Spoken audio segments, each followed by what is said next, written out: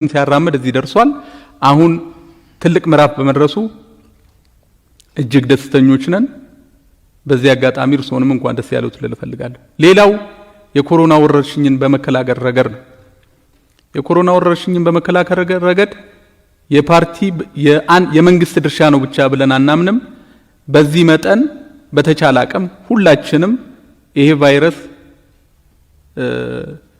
ጉዳት ከፍተኛ ጉዳት እንዳያስከትል ባያለንበት በየኃላፊነታችን ህብረተሰቡን በማስተባበርና በመምከር ከችግሩ ከፍተኛ ጉዳት ሳያስከትልብን ለመውጣት የሚደረገው ጥረት ላይ ከመንግስት ጎን እኛ እንቆማለን። ሌሎችም ፓርቲዎች በዚህ መጠን ችግሩን ለመቅረፍ እንዲንቀሳቀሱ አስተያየት ለመስጠት ነው። ስለተሰጠኝ እድል በድጋሚ አመሰግናለሁ። እግዚአብሔር ይስጥልኝ። ዳሮት ጉማ እባላለሁ ከጋሞ ዲሞክራሲያዊ ፓርቲ። በመጀመሪያ የህዳሴ ግድባችን የመጀመሪያ ዙር ሙሌት በተሳካ ሁኔታ መጠናቀቁ የኔም የፓርቲም ከፍተኛ ደስታ ያገኘንበት ክስተት ነው። ያንን ያው እንኳን ደስ ያለን አጠቃላይ ኢትዮጵያውያንም ሁላችንም እንኳን ደስ ያለን የሚል ነገር ለማለት ፈልጋለሁ። ከዛ በኋላ የህዳሴ ግድብ ኮሮናን መከላከልና የህግ የበላይነትን አንድ የሚያደርጉ ነገሮች አሉ። ነጣጥለን ከማየት ይልቅ አሁን በምንነጋገርበት አጀንዳ እንደ ሳብ አጀንዳ እንደ መቅረባቸው መጠን አንድ አርገን ነው እኛ የምናየው። አንድ አርገን እንዴት እናያለን ስንል በእነዚህ ጉዳዮች ዙሪያ ኢትዮጵያውያን ልዩነት ሊኖራቸው አይገባም። ተመሳሳይ ችግር የማንንም ቤት የሚነኩ ከወደቁ ማለት ነው፣ ከተሳኩ ደግሞ የሁላችንንም ቤት የሚጠግኑ የሚጨምሩ ነገሮች ስለሆኑ የፖለቲካ ፓርቲም ሆን ልጅም ሆን አዋቂም ሆን ኢትዮጵያውያን በአንድ ወገን በአንድ አይነት አሰላለፍ ማራመድ የሚገባን ጉዳዮች ናቸው። የነዚህ መሳካት ኢትዮጵያን ይጠቅማል፣ ዜጎችን ይጠቅማል፣ ህዝቦችን ይጠቅማል። መክሰር ደግሞ ሁላችንንም ስለሚያከስር፣ ስለዚህ ሶስቱንም ህዳሴን፣ ኮሮናና የህግ የበላይነትን በአንድ አይነት እይታ ከምናያቸው ወገኖች ነን። ያንን ለመግለጽ ፈልጋለሁ። ከዛ በኋላ ከሰላም አንጻር እንግዲህ ወቅታዊ ሆኖ ከሚነሱ የመጀመሪያዎቹ እንደመሆኑ መጠን ሰላምን በተመለከተ ሰላምን እንፈልገዋለን። ሰላምን የሚጠላ የለም። ምናልባት በሰላም መታጣት ሊያተርፍ የሚችል አካል ካለ እንዲህ አይነት ነገር ሊኖር ይችላል። ሰላምን ማደፍረስ ሊኖር ይችላል። በዓለም ላይም አለ፣ በሀገራችንም አለ። ነገር ግን ሰላምን ማጣት የራስን ፍላጎት ብቻ ሳይሆን አጠቃላይ አገራዊና ህዝባዊ ጉዳዮችን ቅድሚያ ስንሰጥ አክሳሪ ነገር በመሆኑ ሰላምን እንመኛለን፣ እንፈልገዋለን። ነገር ግን መመኘታችን ብቻ ያው ሰላምን አያሰፍንም። ሰላምን ሁላችንም እየተመኘን እያልን እያወራንም ሰላም ሲታጣና ጠፍቶ በተለይ ባለፉት ጥቂት ቀናት ወይም 2 ሳምንት ምናምን አካባቢ ከተከሰተው የአርቲስት ሃጫሉ ሞቱ በኋላ እጅግ አሳዛኝ አሳፋሪም ጭምር የሆኑ ነገሮች ተከስተው አይተናል። የእነዚህ ምክንያቶች ምንድናቸው ምናልባት የሚለውን እኔ መመልከት ያለብን ይመስለኛል። በግርድፉ ጥቅል አድርገን ስንመለከት አንደኛው የህግ የበላይነትን ከማስከበር እንደዚሁም ዲሞክራሲ ስፌሩን ማስፋት ከሚለው ሐሳብ አንጻር በተከተልነው አካሄድ ያ ክፍተት የፈጠረ ይመስለኛል። በዚህ ምክንያት ትሬድ ኦፍ ያገኝንበት ነው የሚመስለኝ። አንደኛው ዲሞክራሲ ስፌሩ መስፋት አለበት፣ ግልጽ ነው። ህግንም ግን ሳንደራደር ደግሞ የህግ የበላይነትንም ጭምር ማስከበር ይኖርብናል። እነዚህ አካባቢ የነበሩ ምናልባት ትግስቶች በአንደኛው በኩል ጠንክሮ በአንደኛው በኩል ደግሞ ድክመት የታዩበት ሆኖ ያ ክፍተት አንድ የፈጠረ ሆኖ አድርገን ነው የምናስበው። ሁለተኛው የሰላም እጦት በአገሪቷ ውስጥ በእኛ ግምገማ ከሚያመጡ ነገሮች የአደረጃጀት ጥያቄዎች፣ በተለይ በደቡብ አካባቢ የተለያዩ የአደረጃጀት ጥያቄዎች ይነሳሉ፣ የማንነት ጥያቄዎች ይነሳሉ።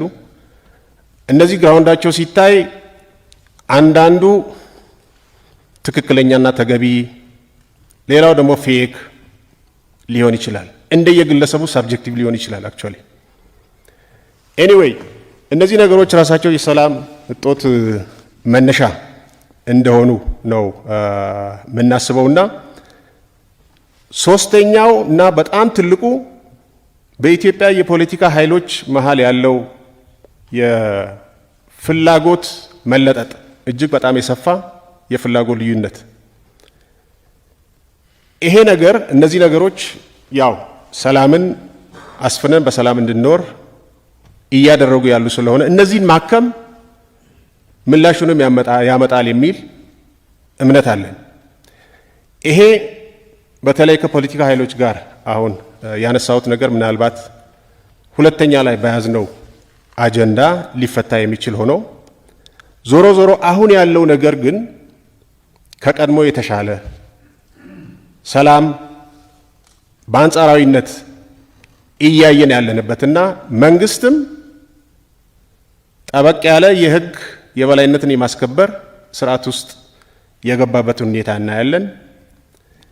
ከዚህ ተሻሽሎ ደግሞ ፖዚቲቭ ሰላም በሀገራችን እንዲመጣም እንመኛለን። እነዚህን እንግዲህ በሂደት እየተፈታ ሲሄድ ሆፕፉሊ የምናገኛቸው ይሆናል ብለን ነው የምናምነው። ከዚህ ጋር አያይዤ በተለይ ከደቡብ እንደ መምጣቴ መጠን የደቡብ ህዝቦችን የክልል ጉዳይ ሲነሳ እንደ ፓርቲ ያለን አቋምም ጭምር አስቀምጬ መሄድ ስላለብኝ ፓርቲያችን የሚያምነው የህዝብ ፍላጎት ይከበር የሚለውን ብቻ ነው። እኛ ፎርሙሌት አድርገን የምንሰጠው የሆነ የክልል አደረጃጀት በፓርቲ ደረጃ የለንም። ህዝብ ግን ምንድን ነው የሚለው? ህዝቦች በተለያየ ጊዜ የህዝቦች ፍላጎት ተጠንቷል። አሁንም ጥረቶች እንዳሉ መረጃው አለኝ። የህዝቦችን ፍላጎት በመሰረታዊነት የህዝቦችን ፍላጎት መነሻ ያደረገ ህገ መንግስታዊ አካሄድ ይፍታው የሚል ሀሳብ ነው ያለን። አንዳንድ እንደ ፕሮፖዛል እዛም እዚህም የሚቀርቡ ነገሮች አሉ። እነዚህ ነገሮች ግን መገዛት ያለባቸው በህዝብ ፍላጎት፣ ህዝቦች በመረጣቸው አካሄዶች፣ ልምድም ጭምር የብዙ ጊዜ ልምድም ስላላቸው በዛ መንገድ ቢፈታ የሚል ሀሳብ ነው ያለን። ለማሳጠር ያህል ቀጥሎ ቅድም አንድ እሶ ጠቀስ አድርጎ ያለፉት ነገር አለ። ከፓርቲዎች እና ከመንግስት ማለት በተለይ ከገዢው ፓርቲ አንጻር ያሉ ግንኙነቶችን በየአካባቢው በሚለው አንድ የኔም ፓርቲ ያጋጠመ ነገር እንደ ስሞታም ወይም እንደ አቤቱታም አቅርቤ ለማለፍ ሞክራለሁ። አርባ ምንጭ ላይ ነው ቤዛችን። አርባ ምንጭ ላይ የፖለቲካ እንቅስቃሴዎች እናደርጋለን። በዚህን ጊዜ በተለያዩ ጊዜያት የኛ አባላት ታስሯል። ምክንያቱ ምንም ይሁን ምንም ታስሮ ፍርድ ቤት ይቀርባሉ። ፍርድ ቤት ይለቃቸዋል። ኢሚዲየትሊ ደግሞ በር ላይ ፖሊስ ጠብቆ እንደገና ያስራቸዋል። ይለቀቁ ተብሎ ቢጻፍም አይለቅም። ሲፈልግ 4፣ 5 ቀን 10 ቀን እንዲህ አስሯቸው ነው የሚለቀው። እችን ሀሳብም ጭምር አቅርቤ ለማለፍ ነው። አመሰግናለሁ። የኔ ሀሳብ እንኳን በአንድ ጉዳይ ላይ ለማውራት የፈለኩት የህግ የበላይነትን ከማስከበር አንጻር ነው። ይህንን በተመለከተ ለረጅም ጊዜ ተቃዋሚዎችም ሆኑ ኋላም እርሶ ወደ ስልጣን ሲመጡ መንግስት ሽብርተኝነት እንደነበረ የሚታወቅ ነው የገለጹት ነው ብዬ ነው። ዛሬ ደግሞ ወደ ሰሜኑ ሀገራችን ክፍል ወደ ትግራይ ሄዶ ደግሞ ያው መንግስት ስለሆነ ያንኑ ባህሪ የቀጠለበት ሁኔታ እንዳለ ነው እማምነው። ይሄን ስል ምንድነው ምርጫ ህገ መንግስቱ ያው የነሱ ሰዎች ያረቀቁት እና በራሳቸው ዘመን ሲፈጽሙት የነበረ ነው። ምርጫ የሚባል ነገር በዋነኛነት የፌዴራል ስርዓት መብት ነው በ102 የተሰጠ በህገ መንግስቱ። ከዛ ሲቀጥል ይሄን የሚያስፈጽምበት ደግሞ አዋጅ አለው። በክልል ምርጫ የሚባል ነገር ተቋም ሊፈጠር እንደማይችል ህገ መንግስቱ ላይ አለ። ግን የነሱ ወገን የሚከራከሩበት መንገድ አለ። ያው የድርቅና ክርክር ስለሆነ ነው። ምን አድርገዋል በአሁኑ ሰዓት? ያው ማንኛችንም እንደምናውቀው ኮሚሽን የምርጫ ኮሚሽን እዚህኛ በድርድር ጊዜ ኮሚሽን አያስፈልግም ብለው ሲከራከሩ ኖረው እዛ ደግሞ ኮሚሽን አቋቋሙ እነሱ። 2008 ድርድር ላይ ነበር፣ 2009 ድርድር ላይ ነበር። ያው ሌላ ቢለውም ማለት ነው ኮሚሽን ይሁን ብለን ስንከራከር አላረጉትም። እነሱ ግን ኮሚሽን ብለው አደራጁ። ስራ ተጀምሯል። እኔ እዚህ ላይ የግድ ምርጫ እስኪያደርጉ ድረስ አይደለም ህገ መንግስት ተጣሰ የሚባለው። ህገ መንግስት ተጣሰ ማለት ህገ መንግስቱ በማይፈቅደው መንገድም ተደራጀህ ማለት ወደ ተግባር መግባት ማለት ይሄ ተገባም ነው ያለው። ስለዚህ እኔ ምርጫ ከማድረግ አጠቃላይ ግብ ብቻ ላይው የፌዴራል መንግስቱን ህግ የማስከበር አቅም የመፈተሽ ወይም ደግሞ የመገዳደር አርጌ ነው የምወስደው። ምክንያቱም ህግ ማስከበር ኃላፊነት አለበት። በአንቀጽ ህገ መንግስቱ አንቀጽ 62 የፌዴሬሽን ምክር ቤት ስልጣንና ተግባር ላይ አንቀጽ 9 የሚለው ነገር አለ። የሚለው ምንድነው? ህገ መንግስት ተጥሷል ብሎ ሲያምን የፌዴሬሽን ምክር ቤቱ መንግስት ጣልቃ እንዲገባ ይደረጋል ነው የሚለው። ስለዚህ ፌዴራል መንግስቱ አሁን በእርግጥ እኔ የማደንቀው ነገር አለ። ዊ አር ላኪ ካይንድ እና ፕራግማቲስት የሆነ ሊደርሺፕ ስላለን ደስ ይለን ይገባል። ፔሽንስም አለው ይገባኛል። ፔሽንስ ለምን እንደሚያገለግል እንደ ፖለቲከኛ ይረዳኛል። ነገር ግን አልተጣሰም ብለን አስበን ከሆነ ተሳስተናል ነው። እርስዎ ከዋልታ ጋር ባደረጉት የትግርኛ ቃለ ምልልስ ላይ በቀጥታ ያለ አስተርጓሚ በቀጥታ ያዳመጥኩትም ስለሆነ አንዳንድ ነገሮች እዛ ላይም ሲብጠለጠሉ ነበር በእነሱ ወገን እስካልተረዱት ድረስ ፖለቲካ መሆኑን እስካልተረዱት ድረስ ማለት ነው። ስለዚህ ምርጫ ነው እየታሰበ ነው ያለው። ምን አስተማኝነት አለው ብለንም ማሰብ አለብን። በሀገራችን በኦሮሚያም አካባቢ ሆን በሌሎችም ተመሳሳይ ነገሮች ችግሮች አሉ። አንዳንድ አፕራይዚንግ ይታያል። ስለዚህ እንደዚህ አይነቱ እንቅስቃሴ በአንድ ሀገር ውስጥ ሆነን በአንድ ህገ መንግስት የምንተዳደር ሆነን እንደዚህ አይነቱ እንቅስቃሴ ምን አስተማኝነት እንዳለው ማሰብ እንዳለብን ነው። በሌላ በኩል ሽብርተኛ መንግስት ነበር በፌዴራል፣ አሁን ሽብርተኛ ሆኖ ነው ሄደው ብሎ የሚናገሩ አሉ። ይሄንን ሐሳብ በተወሰነ ደረጃ አስማማለሁ። ምክንያቱም ከሚሰጡት ስቴትመንት የግድ ጠንቋይ መሆን አያስፈልግም። አንድ ፖለቲከኛ ከሚነገረው ካለው መረጃ ሰብስቦ ወይም ማንኛውም ተመራማሪ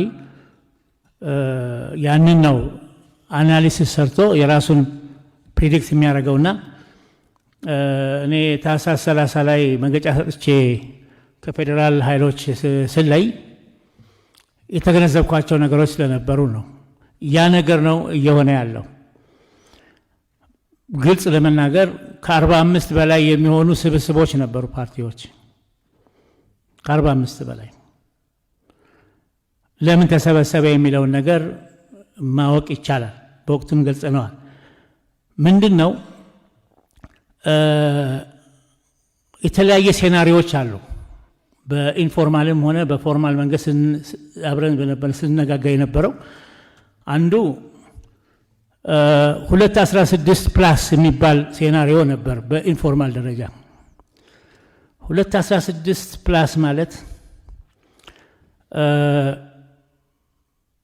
እንደምታውቁት ትግራይ 38 ወንበር ነው።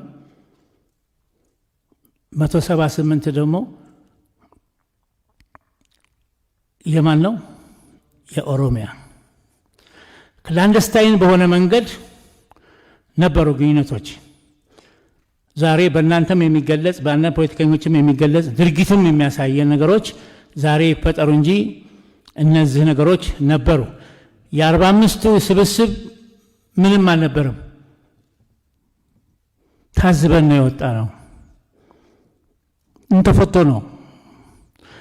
ከተቻለ ፕላሱ ላይ ለማስቀመጥ ነው። ሳተላይት ሆኖ ከተለያየ ብሔረሰቦች መርሁም ደግሞ ምንድነው? የብሔር ብሔረሰቦች እንደመሆኑ መጠን ፌደራል መንግስትን አሃዳ አድርጎ መፈረጅ።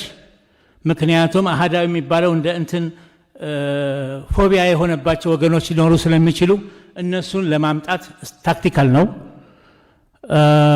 ሌላው ደግሞ በእናንተው አሰራርም ይሁን ቀደም ሲል በነበረው 27 ዓመት ቀላል አይደለም የነበረው ኔትወርክ ሁሉም መንግስት ሆኖ ሲጠቀም የነበረ ነው ከወረዳ እስከ ቀበሌ። እነሱኑ ደግሞ ይዞ ምርጫው በወቅቱ ቢደረግ ይሄ ስትራቴጂ ነበር። ይሄ ፌል አድርጓል። ሁለተኛ ነገር ያው ታች ድረስ ያለው መዋቅር እስካልተስተካከለ ድረስ እድሉ ነበር በእነሱ በኩል የሚመራ ማለት ነው በትግራይ ገዢ ፓርቲ። ስለዚህ እነዚህ ነገሮች ናቸው በደንብ ተጠንተው ተሰርተው ይሄንንም ፌደራሊስት ኃይሎች የሚባለውንም ተሰባስበው በጣም የሚገርማቸው ነገር ሚዲያውም ምንም ይተች የነበረው የተወሰኑ ሰዎችን ነው። ነገር ግን ራሳቸውን ትልቅ አድርገው የሚያዩ ፓርቲዎች ትልቅ ብለው የሚያስቡ ፓርቲዎች ግን ነበሩባቸው። መሪዎቹ አይገኙም። ማን ነው ይገኝ የነበረው? የማይታወቅ የወጣት የሴቶች ምናምን እዛ ውክልና። ግን ሚዲያው የማየው እከሌን ካላየ እከሌ ፓርቲ ተገኘ ብሎ ስለማያስብ አብጠልጥሎ ይናገር ነበር። ይሄ የምንላቸው ወገኖች በሙሉ የነሱ አደረጃጀት ውስጥ ያሉ ሰዎች የማይታወቁ ፊዚካሊ የማይታወቁ ሰዎች ይሰባሰቡ ነበር ከኛ ጋር። ስለዚህ ዛሬ እውነቱ እየወጣ መጥቷል ለማለት ፈልጌ ነው በተግባር እና እቺ ምርጫ እኔ ለማሳሰብን ፈልገው ይደረጋል አይደረግም እንግዲህ መንግስትና እነሱ ይተዋወቃሉ።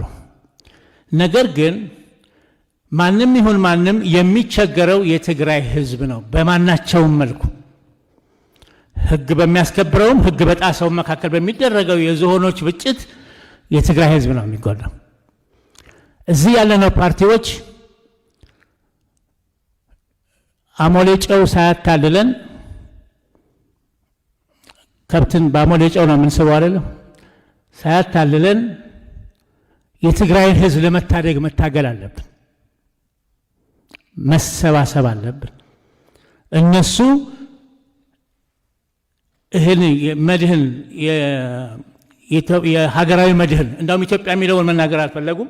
ሀገራዊ መድህን ፌዴራሊስቶች ኃይሎች ጥምረት ሀገራዊ መድህን ብለው ነው የሰየሙት። ዝም ብሎ የመጣ ስያሜ አይደለም።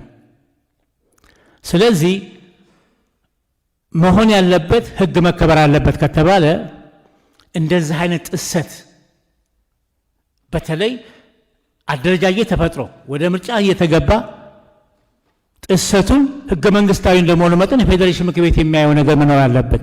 ምርጫው ከተደረገ በኋላ ግን ህዝባዊ ይሆናል። እኔ ስጋት ይሄ ነው። አሁን ግን የፓርቲና የትግራይ ምክር ቤት ስራ ነው ይሄ እየሰራ ያለው። ምንም ዞሮ ዞሮ በሌላ መንገድ ስናየው አሁንም እስከ ምርጫ ድረስ ህወሓት ነው መኖር የሚገዛው አሁንም በምርጫ መምጣት እየሰራ ያለው ህወሓት ነው አቀፈም ማዘለ ያተሸከመ ነው ለኔ ነገር ግን ህገ መንግስቱ ለምን ይጣሳል የሚለውን ማየት መቻል አለብን ማሙሸት አማረ ከመላው ኢትዮጵያ አንድነት ድርጅት መያድ በመጀመሪያ ማቅረብ የምፈልገው ያው በሀገራችን ላይ ሰሞኑን የነበረው በተለይም የአባይ ጉዳይን በተመለከተ ሁላችንንም ሲያሳስበን የነበረ በሰላማዊ ሁኔታ በመጠናቀቁና ህዝባችን ሀገራችን ከሌላ ስጋት ውስጥ ወደ ሰከነ መልኩ በመሄዱ ሁላችንም ደስ ብሎናል ይሄንን መግለጽ ፈልጋለሁ በዚሁ አጋጣሚም አባይ በጣና ላይ ጣና በአባይ ላይ አብረው ይጓዛሉ ይሄዳሉ የሚለውን አስተሳሰብ ብዬ አባይ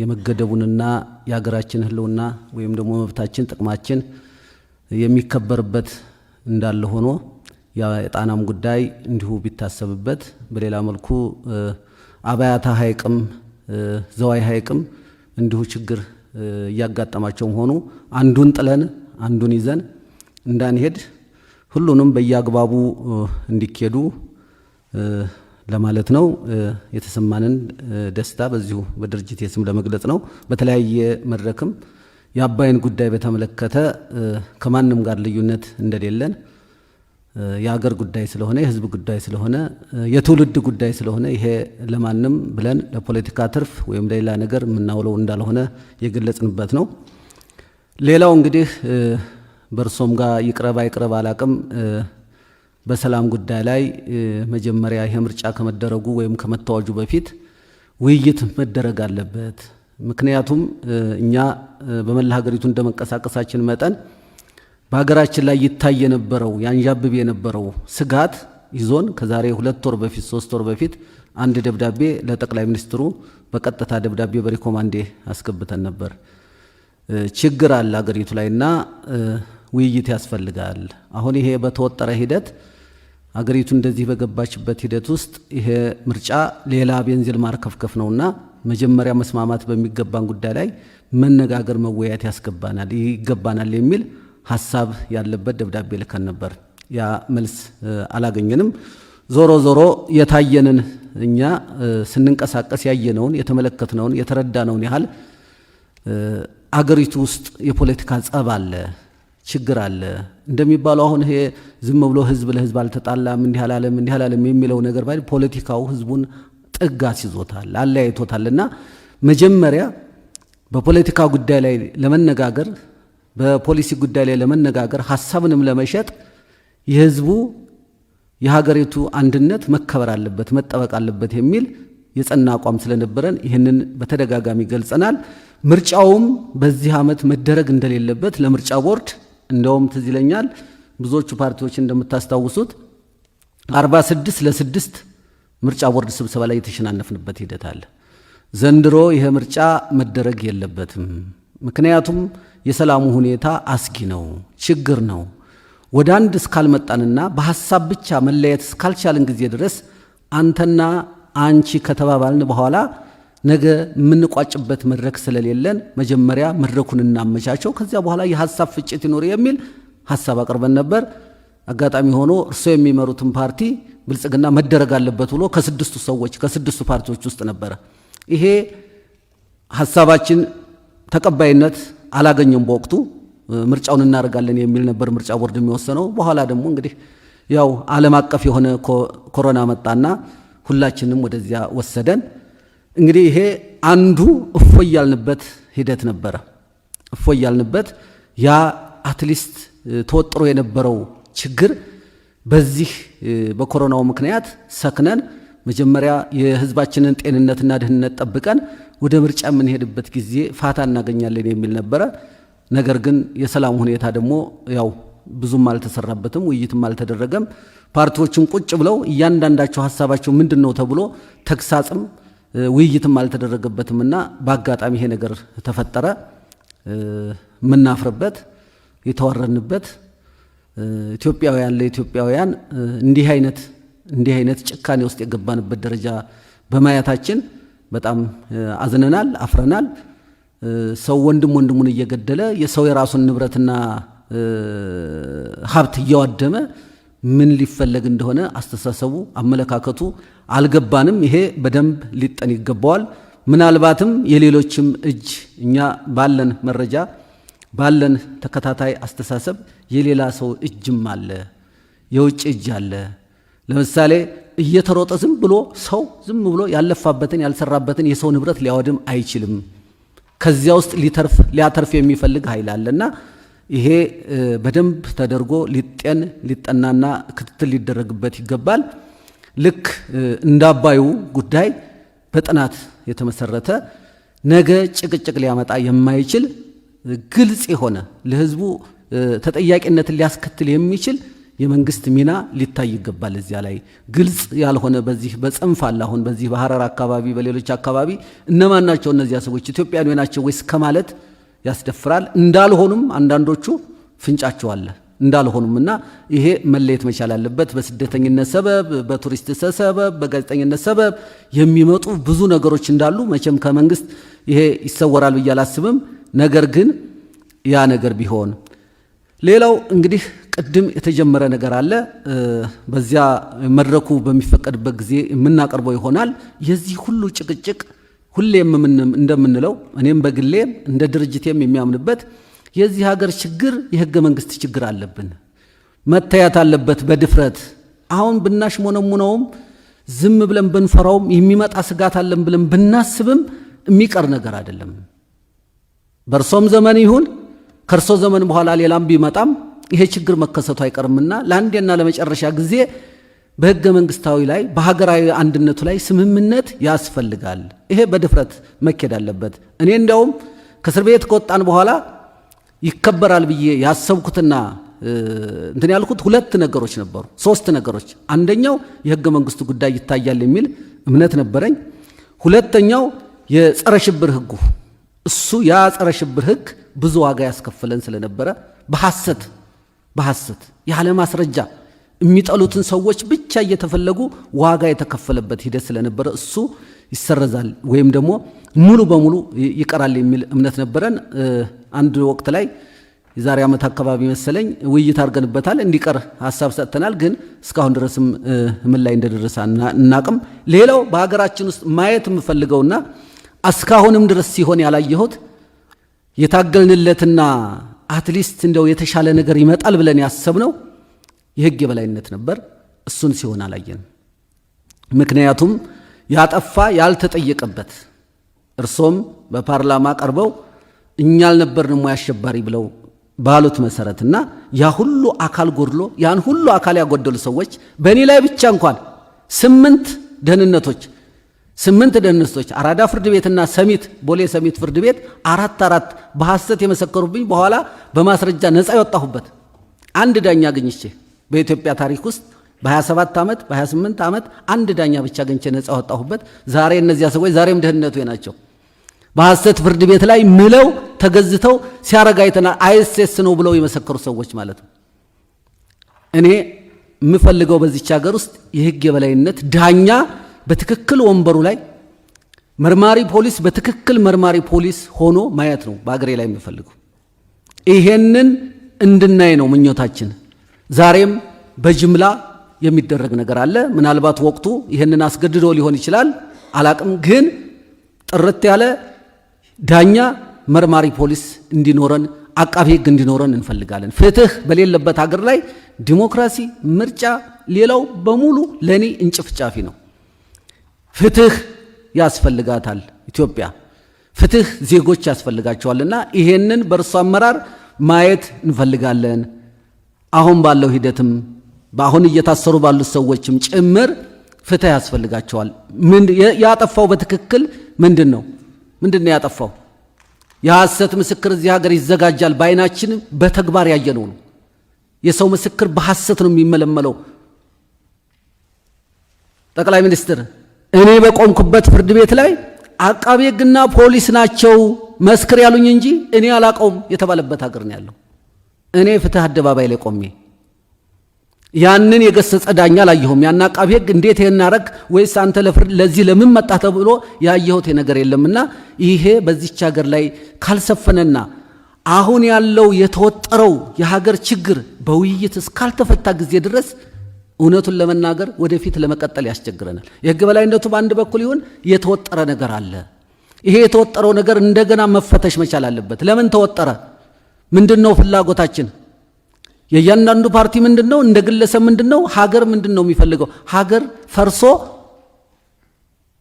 ሀገር እንሰራለን የሚባል አስተሳሰብም አለ። በጣም ያዘንኩበት ሶማሌ ፈርሳ ነበር።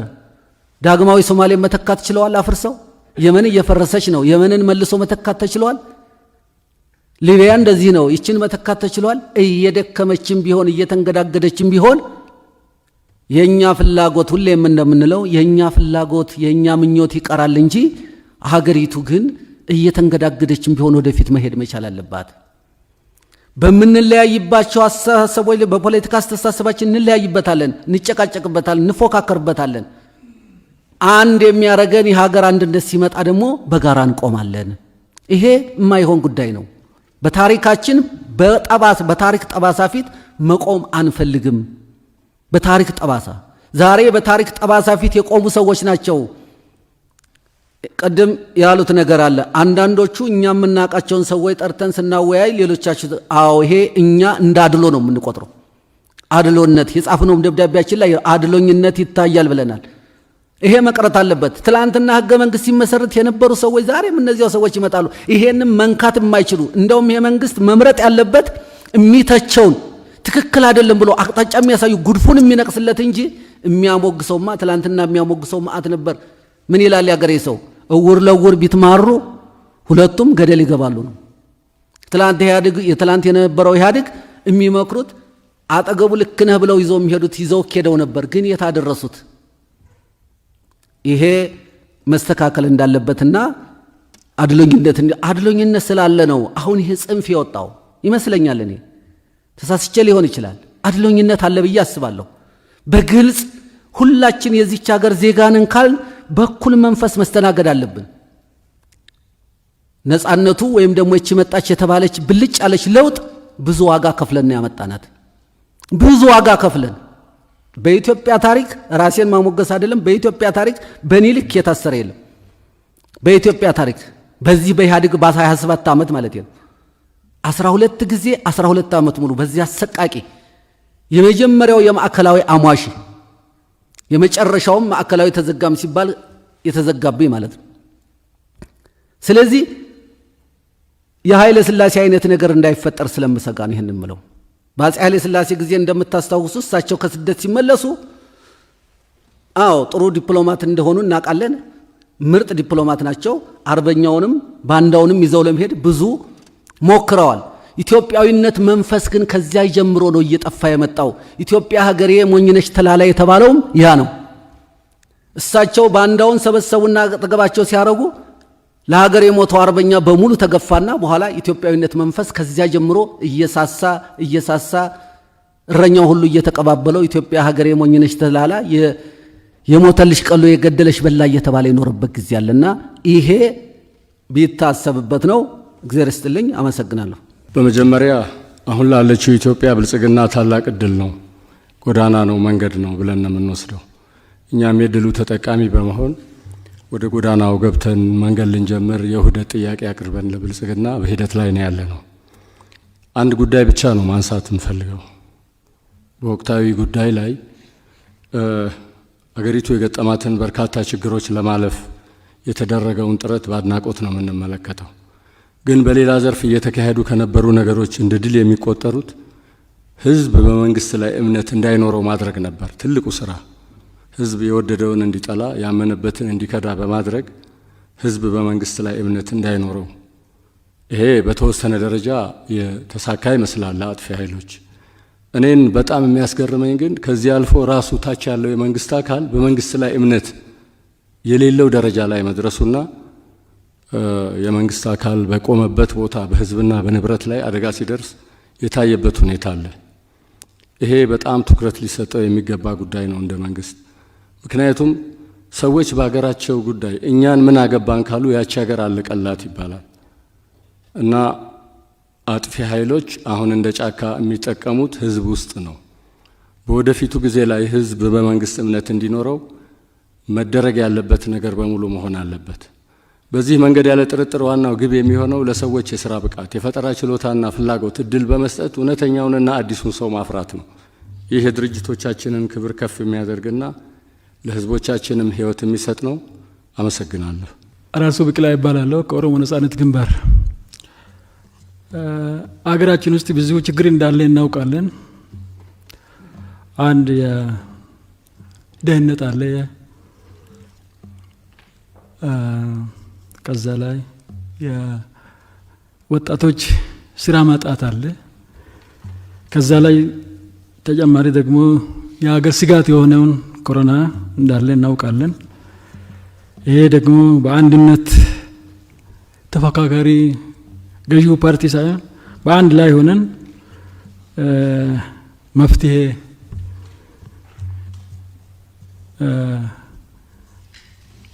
በአንድ ላይ አንድ ሆነን መስራት አለብን ማለት ነው። ወደ ድርጅታችን ስንሄድ ከብሔራዊ ምርጫ ቦርድ እውቅና ካገኘን በኋላ ኦሮሚያ ውስጥ ብዙ ቦታዎች ጽሕፈት ቤት ከፍተን ነበር። ጥሩ ጅማሬ ነው። ከገዢው ፓርቲ ጋር አንዳንድ ቦታ ችግር ሲፈጠር ተወያይተን እየፈታን አብረን እየሰራን ነበር። ግን ቀስ በቀስ ከጊዜ በኋላ ሁኔታው ተለውጦ ነበር። ጽሕፈት ቤታችንም ተዘግቷል። አባላቻችንም በብዙ ቦታ እስር ቤት ገብተዋል። በተለይ ከፌብሩዋሪ 29 2020 በኋላ እስከ አመራር ድረስ እስር ቤት ገብተዋል ማለት ነው። ከዛ አልፈን ደግሞ ከአርቲስት ሃጫሉ ሁንዴሳ ህልፈት በኋላ ብዙ ነገር ኦሮሚያ ውስጥ ተከስቷል። በተለይ የንብረት ማውደም እና የሰው ህልፈት በጣም ያሳዝናል። ባህላችንም አይደለም እንደዛ አይነት ስናይ ይሄ ነገር እንዴት እንደመጣ እናውቅም። ስናይ ግን እንደ ሀገራችን ባህልም እንዳለ እንደሌለ እናውቃለን።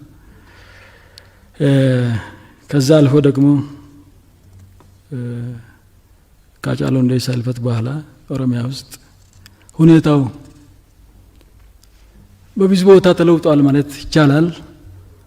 አባሎቻችንም በየትም ቦታ መንቀሳቀስ አልቻሉም። ለሰላም ለመታገል ነው አገር ቤት የገባ ነው። ሰላማዊ ትግል ማካሄድ ተፈቅዷል። በዛ ላይ ግን እንዴት እንደሆነ እናውቅም። እስር ቤት የገቡም አሉ እስከ አመራር ድረስ፣ ፍርድ ቤትም አልቀረቡም። ይሄ ነገር ግን መታየት ያለበት ነገር ነው ባይነን። አንድ ሀገር ውስጥ ችግር ከተፈጠረ ቶሎ ተወያይቶ መፍትሄ ማግኘት ያስፈልጋል። አንድ ችግር ከተፈጠረ ቶሎ መፍትሄ ካላገኘ ሌላ ተጨማሪ ችግር ይመጣል። ስለዚህ ቶሎ መፍትሄ ማግኘት ያስፈልጋል ባይነን። እውነት ከሌለ አንድ ሀገር ውስጥ ሰላም የለም። ሰላም ከሌለ የኢኮኖሚ እድገትና ማህበራዊ ጉዳይም የለም። ሁላችንም እናውቃለን። ስለዚህ ሁላችንም ተገባብረን ተወያይተን አንድ ችግር ከተከሰተ ደግሞ ከብሔር ጋር ማያያዝ አለ። አንድ ሰው ከተጣላ የሁለት ሰው ብቻ ችግር ሆኖ መፍትሄ ማግኘት አለበት። እሱን ይዘን ወደ ብሔር እንትን ካደረግ ችግር ውስጥ አንድ ጊዜ ትልቅ እንትን ይሆናል። ስለዚህ ይሄ ሁሉም የሀገራችን ችግር ስለሆነ ብዙ መናገርም አያስፈልግም። ከቅርብ ጊዜ ወዲህም ወይም በተደጋጋሚ በመድረክ ላይ በሚገኙበት ጊዜ እኛ ሳንፈርስ መጀመሪያ እኛ ሳንፈርስ የኢትዮጵያ አንድነት አይፈርስም ብለው አስረግጠው የተናገሩ የሚያለፉ እጅግ በጣም ላመሰግኖት በራሴና በፓርቲ ስም የኢህአፓ ስም ላመሰግኖት ወዳለሁ። ሁለተኛው የትኛውም ንግግር በሚያደርጉበት ጊዜ መጨረሻ ላይ ፈጣሪ ኢትዮጵያና ሕዝቦቿን ይባርክ ያሉ እግዚአብሔርን ፈጣሪን ያስቀደሙ ስለሚሄዱ አሁንም ላመሰግኖት ፈልጋለሁ። በሶስተኛ ደረጃ በውጭና በውስጥ ሆነው በኢትዮጵያ ህልውና ላይ በህዳሴ ግድብ ላይ ያሰሩ ባንዳዎችን ስላሳፈሩ የኢትዮጵያ ህዝብ ከዚህ ከወንዶ የተሰለፈ ስለሆነ ላመሰግኖት ፈልጋለሁ። ይህን ካልኩኝ በኋላ ወደ ማነሳቸው የተወሰኑ ነጥቦች ላይ ይገባለሁ። ስለ ወቅታዊ ሁኔታ ስለ ሰላም ጉዳይ በጣም በሰፊው የተነሳ ስለሆነ አልደግመውም። ነገር ግን ከፓርቲያችን ጋር በተያያዘ እያጋጠሙ ያሉ ችግሮች ምን እንደሆኑ የተወሰኑ ነገሮችን ለማንሳት ፈልጋለሁ። በርግጥ ቅድም አንስተውታል። ምርጫ ስድስተኛ ብሔራዊ ምርጫ እንዲራዘም መደረጉ በእኛ ፓርቲም ትክክል ነው ብለን አቋም ወስደንበታል፣ መግለጫም አውጥተናል። ነገር ግን በጣም የሚያሳስበን ነገር በ9 ወር ይሁን በ12 ወር ውስጥ ምርጫው ይካሄድ ከዛ በላይ የሚራዘም በጣም የሚያሳስበን ነገር ምርጫው የሚካሄድበት ቀን ሳይሆን መሰረታዊ የሚሆነው ጉዳይ ምርጫ እስከሚደረግበት ቀን ድረስ ያለው ሂደት ነው። የአንድ ምርጫ ዲሞክራሲያዊነቱን የሚያረጋግጠው የሚወስነው። አሁን ባለንበት ሁኔታ በነጻነት በአገሪቱ ውስጥ በተለያዩ ቦታዎች ላይ ተዘዋውረን ሐሳባችን ለመሸጥ የሚያስችል ሁኔታ ላይ ነው ያለነው።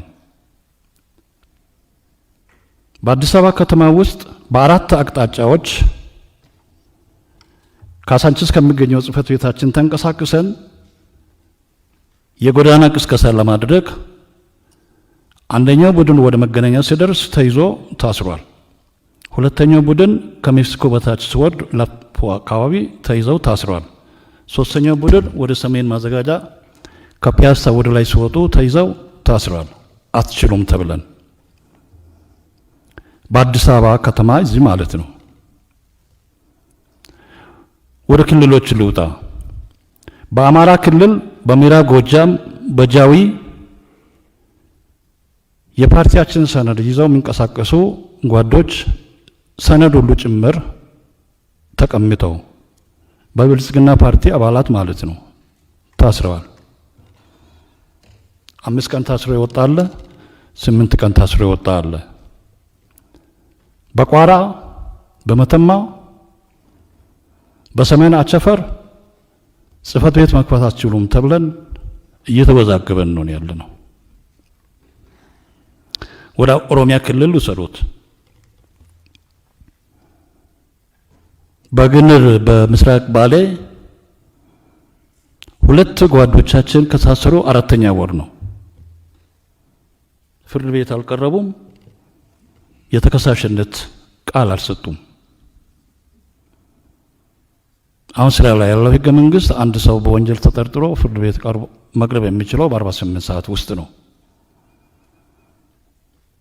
የህግ አለመከበር እጅግ በጣም በርካታ ነገሮች አብነቶች መጥቀስ የሚቻል ስለሆነ ልለፈው በጣም ብዙ ስለሆነ ህገ መንግስት ይከበር የሚሉ ኃይሎች ምርጫ ካላካሄደ የሚሉ ነገሮች ራሳቸው ያፈረሱት ህግ ስራ ላይ አልማዋሉ እንደተጠበቀ ሆኖ ነገር ግን ይሄ ዓለም አቀፋዊ የህግ ድንጋጌም ስለሆነ አንድ ሰው በወንጀል ከተጠረጠረ በ48 ሰዓት ውስጥ ወደ ፍርድ ቤት መቅረብ አለበት። 4 ወር ሙሉ እስር ቤት ነው ያሉት።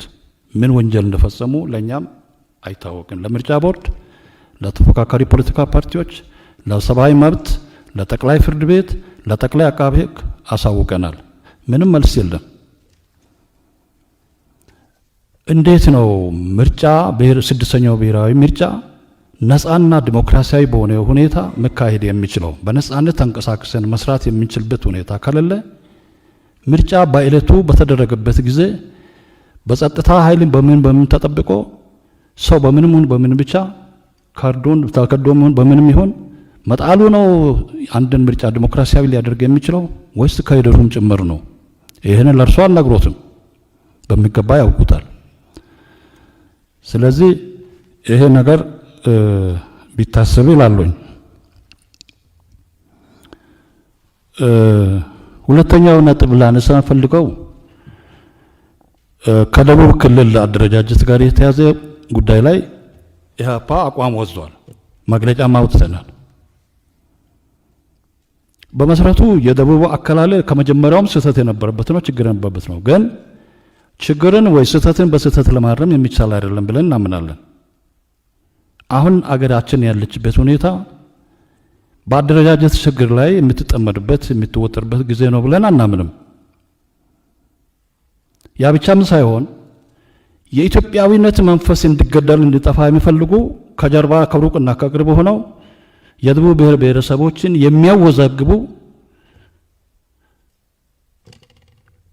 በስልክና በተለያየ ተልእኮ አንዳንዶቹም መቀለም ድረስ የሚያጠሩ ይሄን አድርጎ ብለው የሚያማክሩ ለዚህ ህዝብ ብሔር ብልጽግና ወይም ለዚህ ህዝብ እኩልነት የቆሙ ለማስመሰል ከጀርባ የተሰለፉ ኃይሎች ናቸው ይሄን ህዝብ የሚያወዛግቡ እንጂ የህዝብ ፍላጎት ይጠየቅ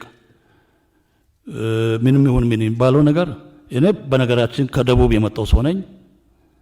የደቡብ ህዝብ በተለይ ከወላይታ ያለው ወላይታ፣ ጎፋ፣ ጋሞ፣ ዳውሮ ነው ኦሞቲክ ብለው ያሰቡት አስተሳሰብ ምን እንደሆነ ይረዳዋሉኝ። የሚቀርበው ነገር ግን የህዝብ ጥያቄ ነው፣ የህዝብ ፍላጎት ነው የተባለ የሚቀርበው የጥቂት ከካድሬዎች ፍላጎት እንጂ የህዝብ ጥያቄ አይደለም። የህዝብ ጥያቄ አሁንም ወርዳው ይው የእርሶ አስተዳደር የህዝብ ፍላጎት ነው ወይ አይደለም? ወይስ እነዚህ ካድሬዎች የሚያራምዱት ጥቂት ሰዎች ስልጣን ለመያዝ ስለፈለጉ የሚያራግቡት ጉዳይ ነው ወይስ አይደለም? እዚህ ላይ የሚታየው የኢትዮጵያዊነት መንፈስ ለመግደል ነው የታስበው ወይስ ምንድነው የሚለው ነገር እንዲያዩት ፈልጋለሁ። እሱ ብቻ ለማሳሰብ ፈልጌ ነው።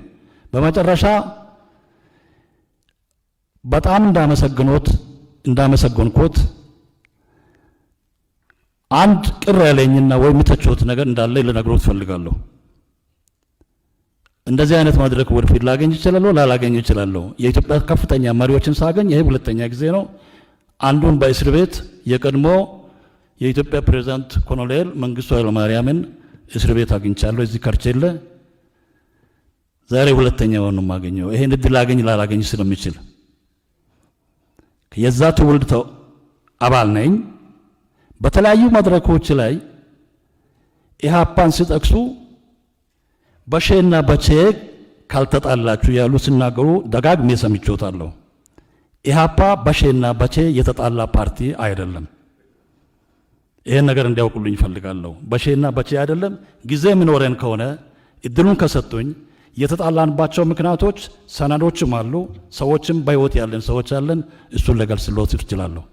ሁለተኛ መጨረሻ ፔቲሽን ማቀርበው በርካታ ወጣቶች ያለቁበት የማዕከላዊ ምርመራ ድርጅት አሁን ሙዚየም ሆነ ተብሎ ተገልጿል። በርካታዎቹ የኢህአፓ ልጆች የሞቱትና የተሰቃዩት እኔም ጭምር የተሰቃየውበት ቦታ ማዕከላዊ ምርመራ ድርጅት ነው። ይህን ማዕከላዊ ምርመራ ድርጅት አሁን ቀይ መስቀል ጫፍ ላይ ያለው መስቀል አደባባይ ጫፍ ላይ ያለው የቀይ ሽብር ሰማዕታት ማህበር እንዲያስተዳድረው ይህን ኃላፊነት ይህን ድርጅት ለዚህ ድርጅት እንዲሰጡ ወይ እንዲያዙልኝ በሰማዕታት ስም ቆሜ ነው የሚጠይቁት። ቁጭ ብዬም አልጠይቅም። ይሄን ጥያቄ ሊጠይቁት ፈልጋለሁ። እጅግ በጣም አመሰግናለሁ። ጨርሻለሁ። ምስጋናዎቹ በሙሉ የሚደግፋቸው ናቸው። ግን ምስጋና እንዳይበዛ ሂስ ላቅርብ። ሂሱ ምንድን ነው? ክቡር ጠቅላይ ሚኒስትር ህገ መንግስቱን መሰረት አድርገው በአስፈላጊው ቦታ እርምጃ የመውሰድ ተግተው አይደለም የሚል ሂስ አለኝ። ሊቀበሉት ይችላሉ፣ ላይቀበሉት ይችላሉ።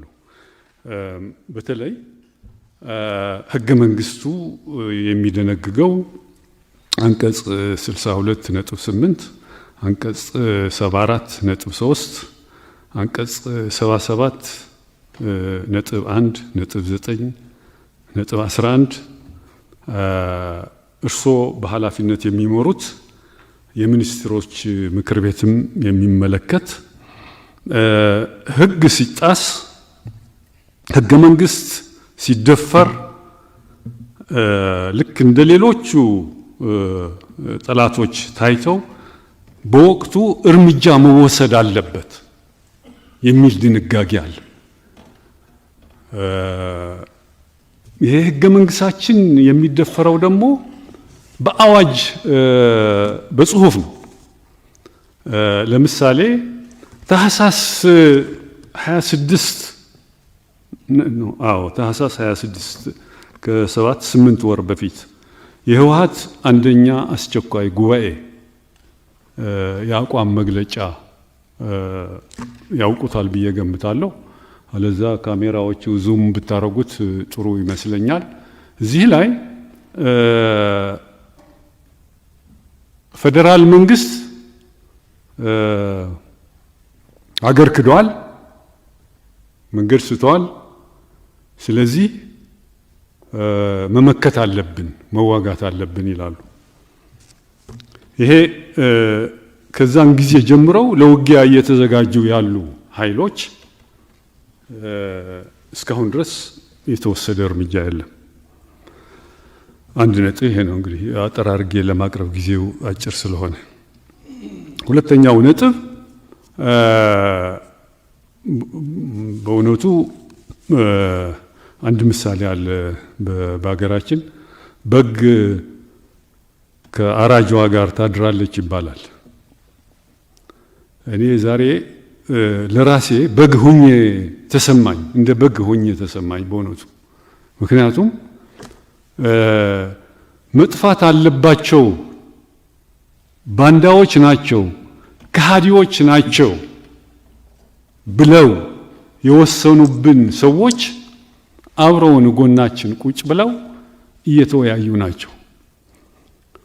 እና አብርሃ ደስታ በአገራቸው፣ በመንደራቸው፣ በቀያቸው የቁም እስረኞች ሆነው ከዚህ እየሄዱ እነዚህ ሰዎች መጥፋት አለባቸው ብለው የሚፈርሙ ሰዎች በገዛ ቀዬ በገዛ ወረዳዬ በድንጋይ የሚወገርበት ቦታ ሂደው ከዚህ ሂደው የሚፈርሙ ሰዎች አብረውኛሉ። በእውነቱ ምስጋና እንዳይበዛቦት እንጂ ይሄ ልቦና ሰጥቶት አራጅና ታራጅ አብሮ ቁጭ ብሎ እንዲወያይ ማስቻሎ በጣም የሚገርመኝ ነው። ያንን አይነት ልቦና እንዲሰጠኝ እኔም ጸሎት እንዲያደርጉልኝ እለምናለሁ። ሌላው ላነሳው የምፈልገው እኔ የፖለቲካል ሳይንስ ተማሪ ነኝ። በፖለቲካል ሳይንስ ትምህርታችን ዋናው መሰረታዊ ትምህርቱ ስለ ስቴት ነው። ስቴት ስርዓተ መንግስት፣ መንግስታዊ ስርዓት ዋናው መጀመሪያ ትምህርቱ። ሌሎቹ ተጨማሪ ናቸው፣ ከዛ በኋላ የሚመጡ ናቸው። ስርዓተ መንግስታዊ ስርዓታችን የኢትዮጵያ መንግስታዊ ስርዓት ፍራጃይል ነው፣ ደካማ ነው፣ የተሸረሸረ ነው፣ ፍራጃይል ነው። ሆነም ቀረ አሁን ማፍረስ እንችላለን፣ ፌይልድ ስቴት ልናረገው እንችላለን፣ ወይም የፈረሰ ስቴት ልናረገው እንችላለን ብለው ተወያይተው ለዚህ የሚተጉ ሰዎች ለዚህ የሚንቀሳቀሱ ሰዎች ከውስጥም ከውጭም ለማፍረስ እየተንቀሳቀሱ ያሉ ሰዎች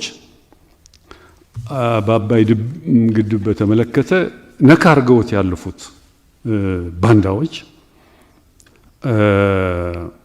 በእነዚህ ሰዎች ላይ መወሰድ ያለባቸው እርምጃዎች አሁንም ደጋግሜ እንዲታሰብበት አሳስባለሁ። ምክንያቱም አገር ከፈረሰ የት እንሄዳለን? የምንሄድበት ቦታ የለንም። እንደገና ወደ ስደት እኔ አልሄድም፣ እዚህ እሞታለሁ እንጂ። አንዳንድ ወንድሞቻችን ሲናገሩ ኢትዮጵያ የሚል ስምም ለማንሳት አያስፈልግም ብለው የተከራከሩ እዚህ እኛ ጋር አሉ። አሁን አያስፈልግም ኢትዮጵያ የሚባል ስም መሰረዝ አለበት ብለው የፈረሙ አብረውን አሉ። ግን አንድ ጥሩ ዘፈን አለ፣ እኔ ድሮ ተማሪ ሆኜ የምሰማው፣ መቆየት ደግነው አየን ብዙ መላ እንጀራ በአቋራጭ በምላጭ ሲበላ የሚል የዩኒቨርሲቲ ዘፋኞች ነበሩ። እሱን ያስታውሰኛል። ስለዚህ አንዱ እንግዲህ ትልቁ ቅራኔ በኢትዮጵያ ያለው ቅራኔ አሁን እኔ ሲገባኝ ኢትዮጵያን እንደ ሀገር ማስቀጠል የሚፈልግና በአንድ ወገን ኢትዮጵያ አፈራርሶ የራሱ ዲፋክቶ ስቴት መስርቶ ገነጣጥሎ ሊኖር የሚፈልግ ኃይል ነው ያለው። ይህን ቅራኔ እንዴት ነው የምንፈታው? አንዱ አጀንዳ ሆኖ መወያየት አለብን። ሁሉም አቋሙ እዚህ ላይ መግለጽ ይኖርበታል።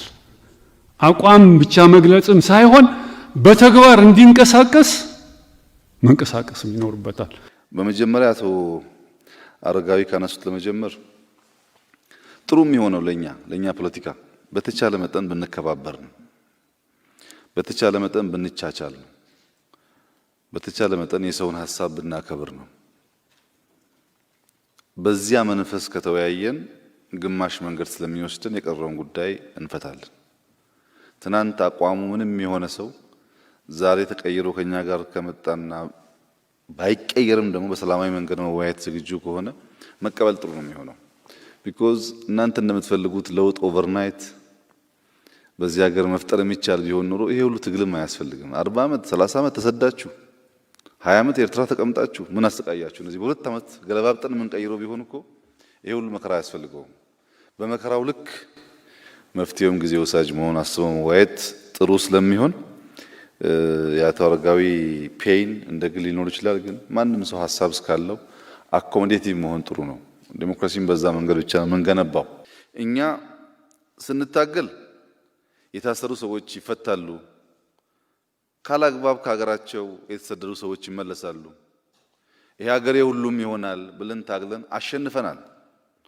ያሸነፍነውን አልተናገርንም እንጂ በጣም አስደማሚ በሆነ መንገድ ነው ያሸነፍነው። ባሸነፍን ማግስት እስረኛ ይፈታ ውሳኔ ብቻ ስለሚፈልግ ፈተናል። እንደምታውቁት ኤርትራ ያለ ይመለስ፣ አሜሪካ ያለ ይመለስ፣ አውሮፓ ያለ ይመለስ ውሳኔ ብቻ ስለሚፈልግ መልሰናል። እስረኛ ስንፈታ በይቅርታ አዋጅ ልንፈታ የማንችላቸው ሰዎች ስለነበሩ የምህረት አዋጅም አውጥተን ፈተናል።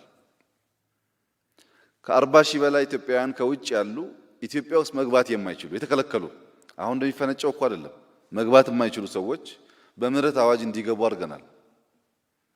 ከኢትዮጵያ በስም ዝርዝር በኢሚግሬሽን ቢሮ አቶ ኤክስ፣ አቶ ዋይ፣ አቶ ዜድ ከኤርፖርት ሲወጡ መውጣት አይችሉም የሚል ሊስት ነበር። አንስተናል። የፈለገ ሰው ይውጣ፣ የፈለገ ሰው ይግባ ብለን።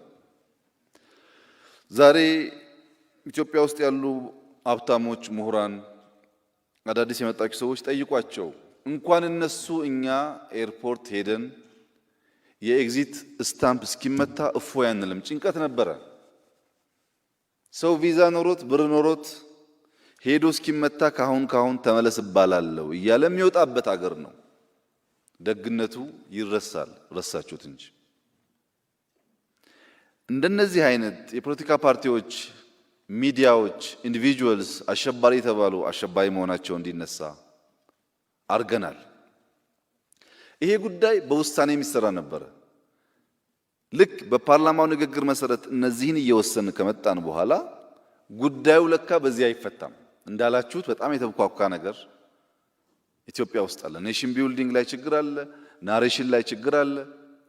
የሚያቀራርበን ሐሳብ አንዳንዱ እንደተባለውም ኢትዮጵያ ማለት የሚያሳፍረው ኢትዮጵያ ያለበት ደግሞ ተራ ዜጋ ሳይሆን ፖለቲካ ፓርቲ አይነት ስብስብ ነው።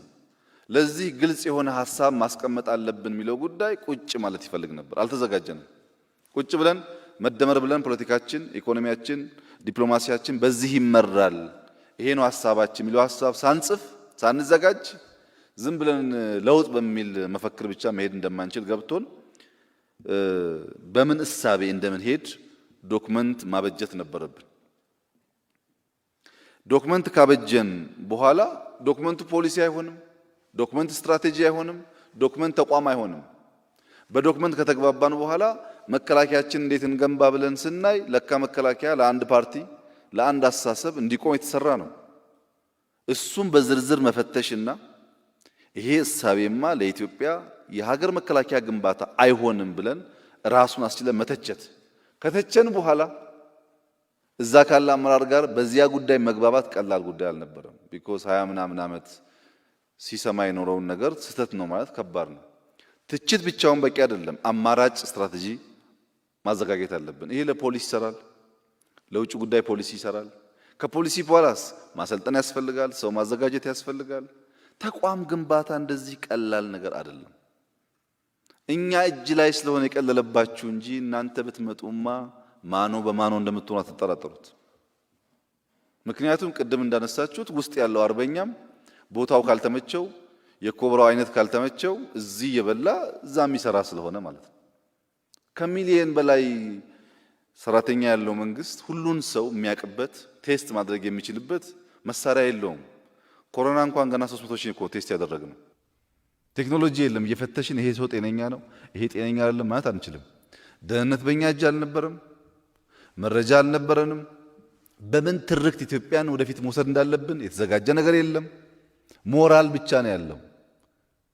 ለዚህ ነበር ከዚህ ቀደም ከሞራል ወጥታችሁ ተዘጋጁ፣ ሐሳብ አዘጋጁ የሚል ኮሜንት ሰጥቻችሁ ነበር። እና የተቋም ግንባታው ጀምረነዋል። እናንተም ተጨምራችሁበት ገና ብዙ ትግል ይፈልጋል።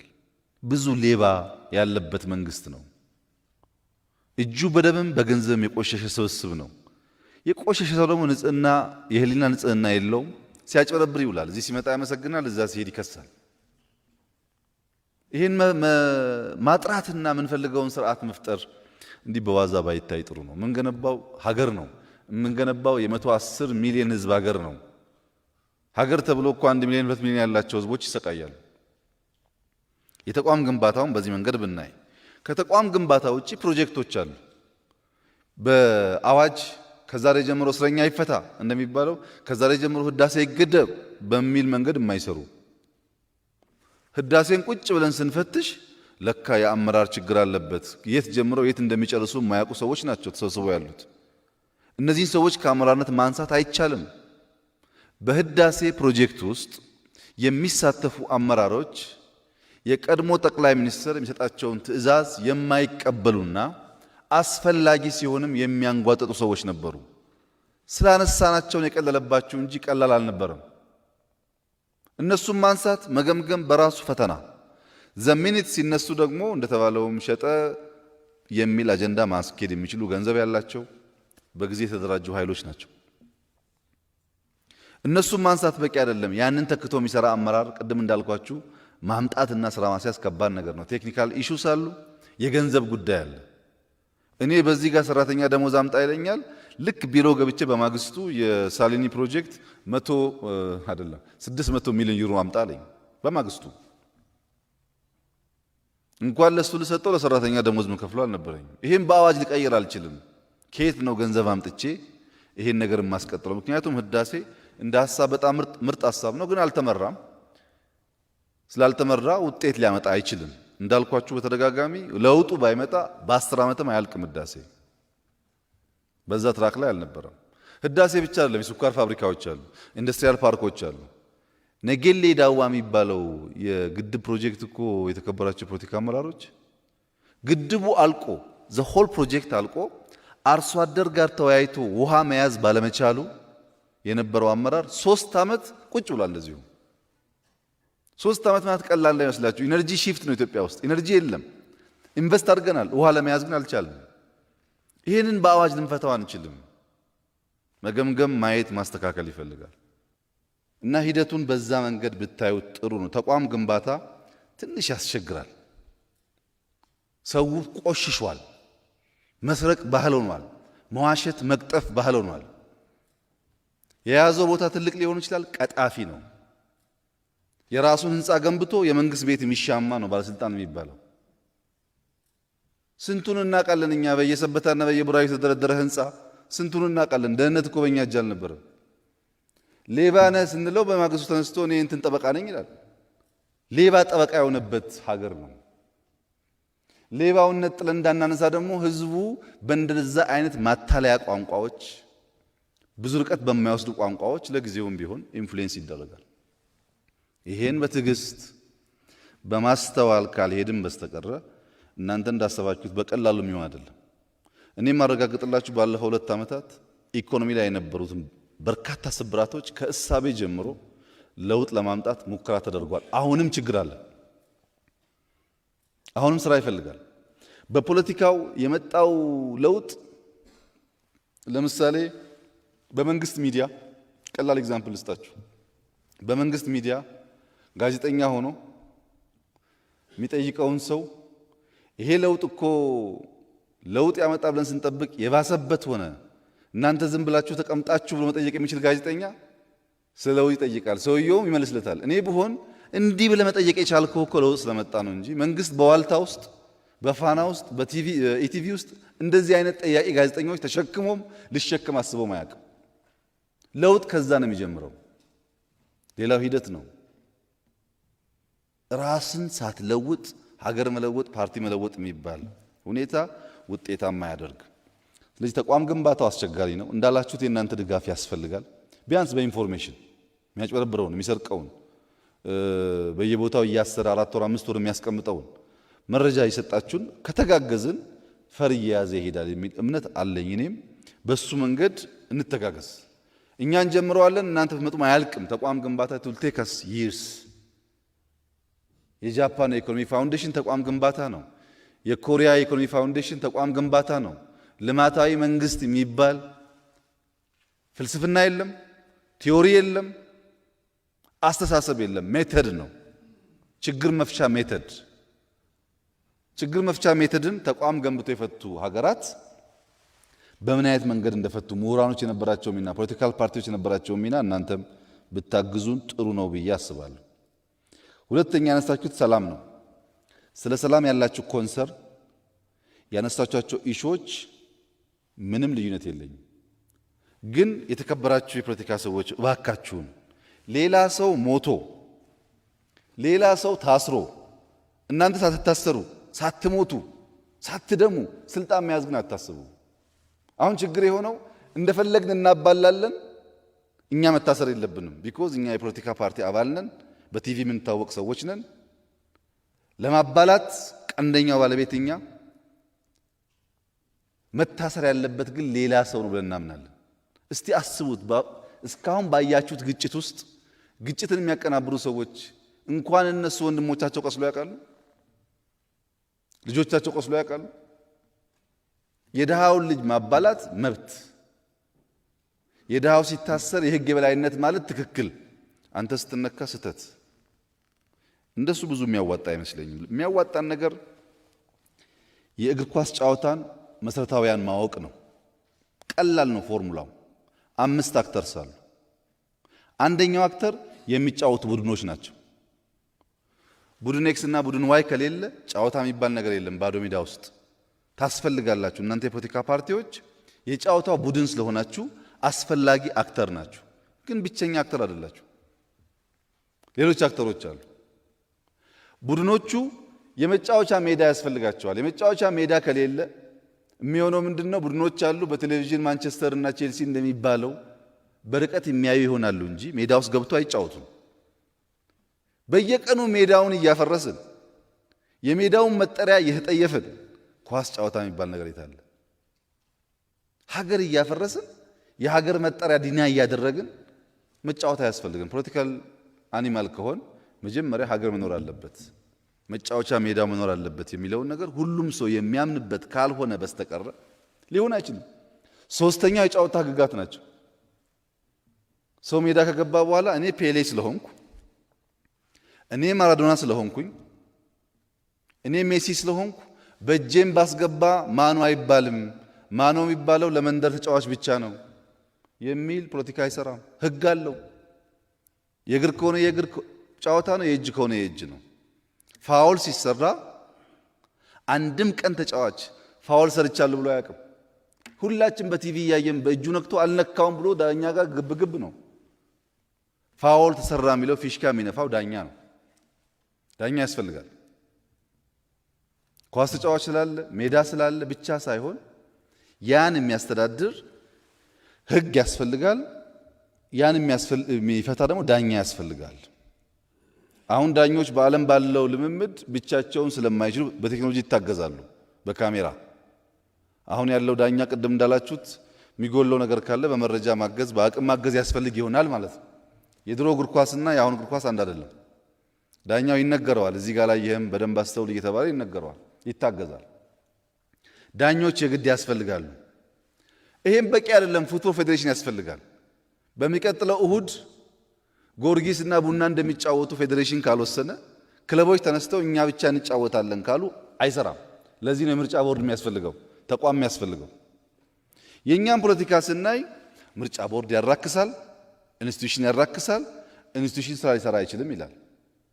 ምርጫ ቦርድ አዋጅ ከመቀየር ጀምሮ የምርጫ ቦርድ አባላት እናንተና ወያይተን የሰራ ነው። አንድም በምርጫ ቦርድ ምርጫ ውስጥ ብልጽግና ሚና አልነበረው። የነበራችሁ ታውቃላችሁ። ገለልተኛ ሰዎች ተደራጁ፣ ሐሳብ አቀረቡ። ኦነግ ያቀረበውን፣ አብን ያቀረበውን፣ ሌላ ፓርቲ ያቀረበውን ነው እኛ ቦርድ ያልነው። የነበራችሁ ታውቃላችሁ። አሁንም ቦርድ ነኝ ብሎ ምን እንደሚሰራ ወደፊት በግምገማ የምናየው ጉዳይ ነው። የፖለቲካ አቋም የሚያራምድ ስንት ሰው አለ ቦርድ ነኝ እያለ። በፍርድ ቤት እንደዛ አድርገናል። በሰብአዊ መብት ኮሚሽን እንደዛ አድርገናል። እንዳትጠረጥሩን እንኳን ከእናንተ ጋር የተገፉ ሰዎችን እንዲመሩ አድርገናል። እነሱን ቀረብ ብሎ መደገፍ ማገዝ ነው የሚያስፈልገው። እዚህ ያለን ሰዎች ተቋም እየናቅን፣ ህግ እየናቅን፣ ህግ የሚያስከብሩ ሰዎች እየናቅን ስለ ዲሞክራሲ ብንናገር ሰሚም አይኖርም። ወደፊትም ዲሞክራሲ ማረጋገጥ አይቻልም። አምስቱን ህጎች ማክበር አስፈላጊ ነው። የእናንተ ማራዶናዎች ቤታችሁ ያዟቸው። በኢትዮጵያ ውስጥ የተለየ ማራዶና የለም። እኔም አንተም የሚዳኘን ህግ ነው። እኔም ካጠፋው ፍርድ ቤት መሄድ አለብኝ። ለምን ታዲያ ይህን ካመናችሁ ዝም ብላችሁ ከፍታችሁ ተዋችሁ ካላችሁ ኮሽ ባለ ቁጥር ካሰር መልሰን ወደ ነበርንበት ስለምን ሄድ ትንሽ መታገስ ስለሚያስፈልግ ያን ብናደርግ ህዝቡም ይገነዘባል የሚል ሐሳብ ስለነበረን እንጂ አቶ አዳነ እንዳነሱት የሚያሳስር ማስረጃ ጠፍቶ ነው እንዴ? ሁላችሁ የምታውቁት አይደለም? በየአደባባዩ የነበረውን ሁኔታ እዛው ላይ የተወሰነ የአቶ አዳነን ነገር ለማንሳት አብዛኛው ሐሳቡን አከብራለሁ። በተለይ ለሰላም ትግል ያለውትን አቋም እኔም አደንቃለሁ። ግን ቢስተካከል ብዬ የማስባቸው አንደኛ ፓርቲያችን የሰላም ታጋይ ሆኖ ሲያበቃ ታሰረ ያሉት ፓርቲው ቢታሰር እርሶ እዚህ ምን ያደርጋሉ? ከፓርቲ ውስጥ እኮ ግለሰቦች ነው የታሰሩት እንጂ ፓርቲውና እርሶ አሉ። ለኛ ከፓርቲው ጸብ የለንም ማለት ነው። ጸብ ያለን ከግለሰቦች ነው። ግለሰቦቹ ምንም ነገር አልሰሩም ባልተሟላ ማስረጃ ያሉት እርሶ ዳኛ፣ እርሶ ከሳሽ ከሆኑ ደግሞ ፍትህ የለም። እርሶ ለጓደኞቻቸው እንትን በደል አልፈጸሙም ብለው መከራከር ይችላሉ። ከሳሽ ደግሞ በደል ፈጽመው ብሎ ይከራከር። የፍትህ ስርዓቱ ደግሞ የሚወስነውን ውሳኔ ይወስን እንጂ እኛው ራሳችን ችግር የለም ካል አይሆንም። ሌላም የማይገባኝ ነገር ግን ሰሞኑን ብልጽግናዎች ጋር ስብሰባ ነበረኝ ከራሴ ፓርቲ አመራሮች ጋር እና በጣም በርካታ ሰዎች አስረናል። ከንቲባ፣ አስተዳዳሪ፣ በጣም ብዙ የታሰረ ያለው ይቀጥላል። አሁን በዚህ ጉዳይ ውስጥ እጁ ያለበት የትኛውም አመራር ይታሰራል፣ ይጠየቃል በህግ። ሰው እያሳረደ ቤት ንብረት እያስወደመ ከንቲባ የሚባል ነገር አይሰራም። እና እኛ ላይ ብቻ ነው ወይ እስሩ እኛም ማዘዝ ስለምትችሉ ነው ወይ የሚል አከራካሪ ኢሹዎች ተነስተው ነበር በእኛ ውስጥ። በዚህ ግጭት እና በሰው ግድያ ውስጥ እጄ እንዳለበት ከተረጋገጠ እኔም ፍርድ መቅረብ አለብኝ። ይሄ ብቻ ነው ኢትዮጵያን የሚያድነው እንጂ የኛን ኮብራ ሚነዳ የማይጠየቅ የሆነ ፓርቲ ማዕከላዊ ኮሚቴ የሆነ የማይጠየቅ ታዲያ ማን ይጠየቅ? ለአቶ አዳነ ያለኝ ጥያቄ የእርሶ ፓርቲ ሰላማዊ ከሆነ እዚህ ያላችሁ ታሰረብን ያላችሁ ሰዎች ፓርቲዎቻችሁ ሰላማዊ ከሆኑ ብልጽግና እንዳልኩት ሰላማዊ ከሆነ ማን ነው ሀገር እያተራመሰ ያለው? ታዲያ ሰይጣን ነው ከሰማይ ላይ ዱብ እያለ የወረደ ህዝቡ እያጋደለ ያለው? መቼስ ሐሳብ አይደለም፣ ሰው ታርዶ እያየን ነው። ሐሳብ አይደለም፣ ሀብት ወድሞ እያየን ነው። ይሄን የሚያደርገው ብልጽግና ውስጥ የተሰገሰገ ሌባና እናንተ ውስጥ የተሰገሰገ ሌባ ነው። ሁሉንም ካላጠራን በስተቀረ በእኛ ልክ የታሰረበት የለም። አሁን ከፓርቲ በቁጥር በእኛ ልክ የታሰረበት የለም። በዚህ ሁኔታ አንዳንድ ቦታ እኮ ዘሆል ካቢኔ ያሰርንባቸው ከተማዎችና ወረዳዎች አሉ። በቁጥር ከመጣ አብዛኛው የታሰረው የብልጽግና አመራር ነው፣ ቀጥሎ ፖሊስ ነው፣ ይቀጥላል። አሁን እኛም አይነካብን የእኛን ታርጋ የለጠፈ ሰው ሁሉ እናንተም አይነካብን ካላችሁ ቤት በኩል ታዲያ ኢትዮጵያ ውስጥ የምትሉትን የምትመኙትን ሰላም እናመጣለን? ወንጀለኛ አይኑር የሚል መግባባት መፍጠር ነው የሚሻለው። ይሄ እንደተጠበቀ ሆኖ የሐሳብ ነጻነት እርሶንም ቢሆን አይችሉም ማለት መብት ይኖረናል እንዴ? በጣም ብላችኋል እኮ ከዛም በላይ ብላችሁ የለ እንዴ? ከዛም በላይ እኮ በጣም ብዙ ብላችኋል። መች ተናግሬ ያውቃለሁ? የሚሳደቡ አለ እኮ ልክ አብሮ የቆሎ ጓደኛ ይመስል ሲሳደብ የሚውል እኮ አለ። ተናግሬ አላውቅም። እንዳሉት ነው፣ መፈቀድ አለበት እሱ። ምንም እንኳን ኢትዮጵያዊ ጨዋነት ያለበት ውይይት አስፈላጊ ቢሆንም በዚያ ብለን ያሰርነውም ማሰር ያለብንም ሰው የለም። ሁለተኛ ያነሱት ቁም ነገር እስር ቤቱ ከጤና ጋር ምቾት ጋር ያነሱት ጉዳይ ይሄም ስትሪክትሊ መታየት ያለበት ነው። እኔ እስካሁን ያለበት ነገር አላውቅም፣ ፎሎ አደርጋለሁ። ማንም ሰው በእስር ምክንያት እንዲጎዳ አንፈልግም። በፍጥነትም ፍርድ ቤት ቀርቦ አንዳንዱ በዋስ መታየት ያለበት ካለም ቢታይ ችግር የለም። እዚህ ጋር ግን ጥንቃቄ የሚያስፈልገው ነገር በዚሁም ለህዝቡ መልእክት እንዲሆን እኔ ጋር ሽማግሌ አደራጅቶ በመላክ እኔ ጋር ሰዎች አደራጅቶ በመላክ ጉዳዩን ለመፍታት የምታስቡ ሰዎች ቅንነታችሁን አደንቃለሁኝ። ግን አንድ ያልገባችሁ ሚስጥር አለ። እኔ የእናንተ ፓርቲ አባላት አጥፍተሃል ይቅርታ ጠይቅ ብትሉኝ ዝግጁ ነኝ።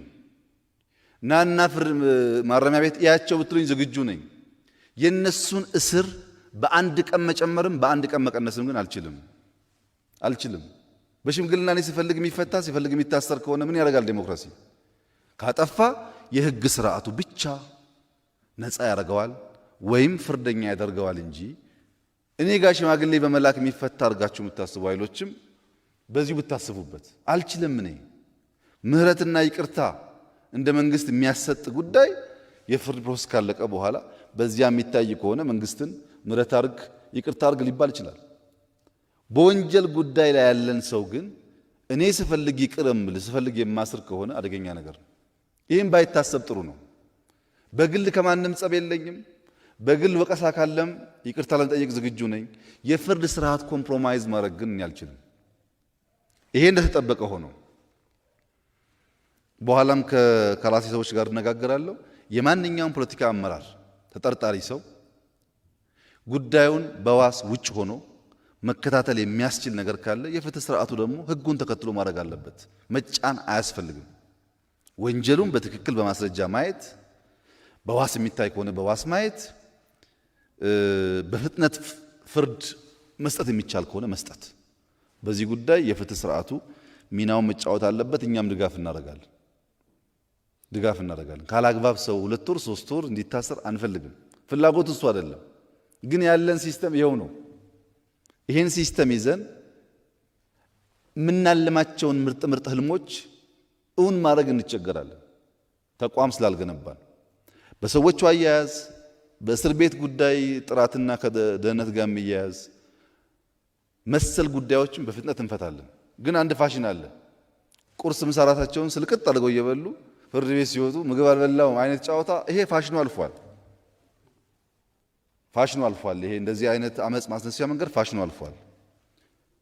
አዳዲስ እንኳን ታክቲክ መፍጠር ያስፈልጋል። የነበረውን ታክቲክ መድገም ብዙ አስፈላጊ ስላልሆነ እሱ አይሰራም። እኛ በተቻለ መጠን እስር ቤቱ ንጹህ እንዲሆን የሚያስፈልጋቸው እንዲሟላ ማክሲመም ኤፈርት እናደርጋለን፣ አገር አቅማ በፈቀደ መጠን። የፍትህ ስርዓቱን ግን ወንጀል ሰርተ ባልበላም ወንጀል ሰርተ በሆነ ምክንያት ሊቀመንበር ነኝ ሲሲ ነኝ በሚል የሚፈታ ነገር እንደሌለ ደግሞ በደንብ ከግምት ውስጥ ቢገባ ጥሩ ይመስለኛል። ሰላምን በፓርቲ ፍላጎት፣ በመንግስት ፍላጎት፣ በእኛ ፍላጎት ብቻ ማከናወን አንችልም። እኛ ያለን ፖሊስ እኮ 100,000 ገደማ ነው። ያለን ህዝብ 100 ሚሊዮን ነው። እያንዳንዱ ሰው እያንዳንዱ ሰፈር ራሱ መጠበቅ አለበት። ሰላሙን ማረጋገጥ አለበት ሰው። ለሰላሙም እያንዳንዱ ዜጋ እናንተን ጨምሮ መትጋት አለበት። ያ ከሆነ ብቻ ነው የተሟላ ሰላም ልናመጣ የምንችለው የሚለው ጉዳይ ቢታሰብ፣ በጋራ ብንሰራ፣ ብንወያይ፣ ጋፖች ካሉ እየፈታን ብንሄድ ጥሩ ነው። ለታረደ ሰው ሳንጨነቅ፣ ለተቃጠለው ሀብት ሳንጨነቅ፣ የኢትዮጵያ ህልውና አደጋ ውስጥ መግባቱ ሳያስጨንቀን ከበደ ተሰማ ታሰረ የሚል ጉዳይ የሚያስጨንቀን ከሆነ ግን የፕራዮሪቲ ችግር አለብን ማለት ነው። ታስሮ ካላግባብ ከሆነ በኋላ ይቅርታ መጠየቅ ይሻላል ሰውየው። አሁን እኮ ጉዳዩ ያለቀ አይደለም። አጫሉ ከተገደለ በኋላ እኮ ሊስቶች አሉ፣ ይቀጥላሉ የሚባሉ ሊስቶች ነበሩ። ከዚህም ከዚያ የሚገደል ሰው ብዙ ነው። ያ የሚገደለውን ሰው ጠብቀን ህይወቱን ማዳን ካልቻል በአጫሉም እያለቀስን በሌላውም እያለቀስን መቀጠል የለብንም። በእንደዚህ አይነት ጊዜ ሚስቴክ ሊፈጠር ይችላል። በፍጥነት እየፈታን መሄድ እንሞክራለን። አቶ አዳንም ከዚህ አንጻር ቢመለከቱት ጥሩ ነው። ሽግግር መንግስት ሀሳብ ማቅረባችሁ ብዙም የሚቆረቁር ነገር አይደለም። ትችት ማቅረባችሁ የሚቆረቁር ነገር አይደለም። የመሰላችሁን በሰላማዊ መንገድ ማቅረብ መብታችሁ ነው። ሀሳብ እስከሆነ ድረስ የግለሰቦች ኦፒኒየን ሳይሆን በማስረጃ በሁኔታ የተተነተነ ሀሳብ እስከሆነ ድረስ ምንም ችግር የለም። በዛም ደግሞ ሰው መጠየቅ አንፈልግም። ጥፋት ካለም አብረን እያረምን ብንሄድ ነው የሚሻለው እንጂ እስሩን ብቻ ካጎላ ነው እናንተ መኖር እኮ አትችሉም። መስሏችሁ ነው እንጂ ከብልጽግና ሊስት ከሆነው ሰው እኩል ከእናንተም እኮ ሰው ሊስት ሆኗል የሚገደል። ይሄ ሰላም ለሁላችን ነው፣ ለአንድ ወገን አይደለም። እና ሰላሙን በጋራ ማስጠበቅን ብናስብ ነው የሚሻለው። አቶ አዳነ ላነሱት በፍጥነት ግን መፍትሄ እያገኘ ይሄዳል ብዬ ተስፋ አደርጋለሁ። ደቡብ በሚመለከት ብዙ ነገር ነው ያነሳችሁት። እንግዲህ ሁላችሁም እንደምታውቁት በደቡብ ክልል ውስጥ ኦልሞስት ሁሉም ዞኖች ሄጄ ውይይት አድርጌያለሁ። ለነሱም ነግሬያቸዋለሁ። ጠቅላይ ሚኒስትር ሆኖ ደቡብ ህዝቦች ጋር እንደኔ ውይይት ያደረገ የለም። በ2 ዓመት ሳይሆን በ20 ዓመት የለም። ጊዜው ስጃ አወያይቻቸዋለሁ። በርካታ ጥናት አካሂጃለሁ።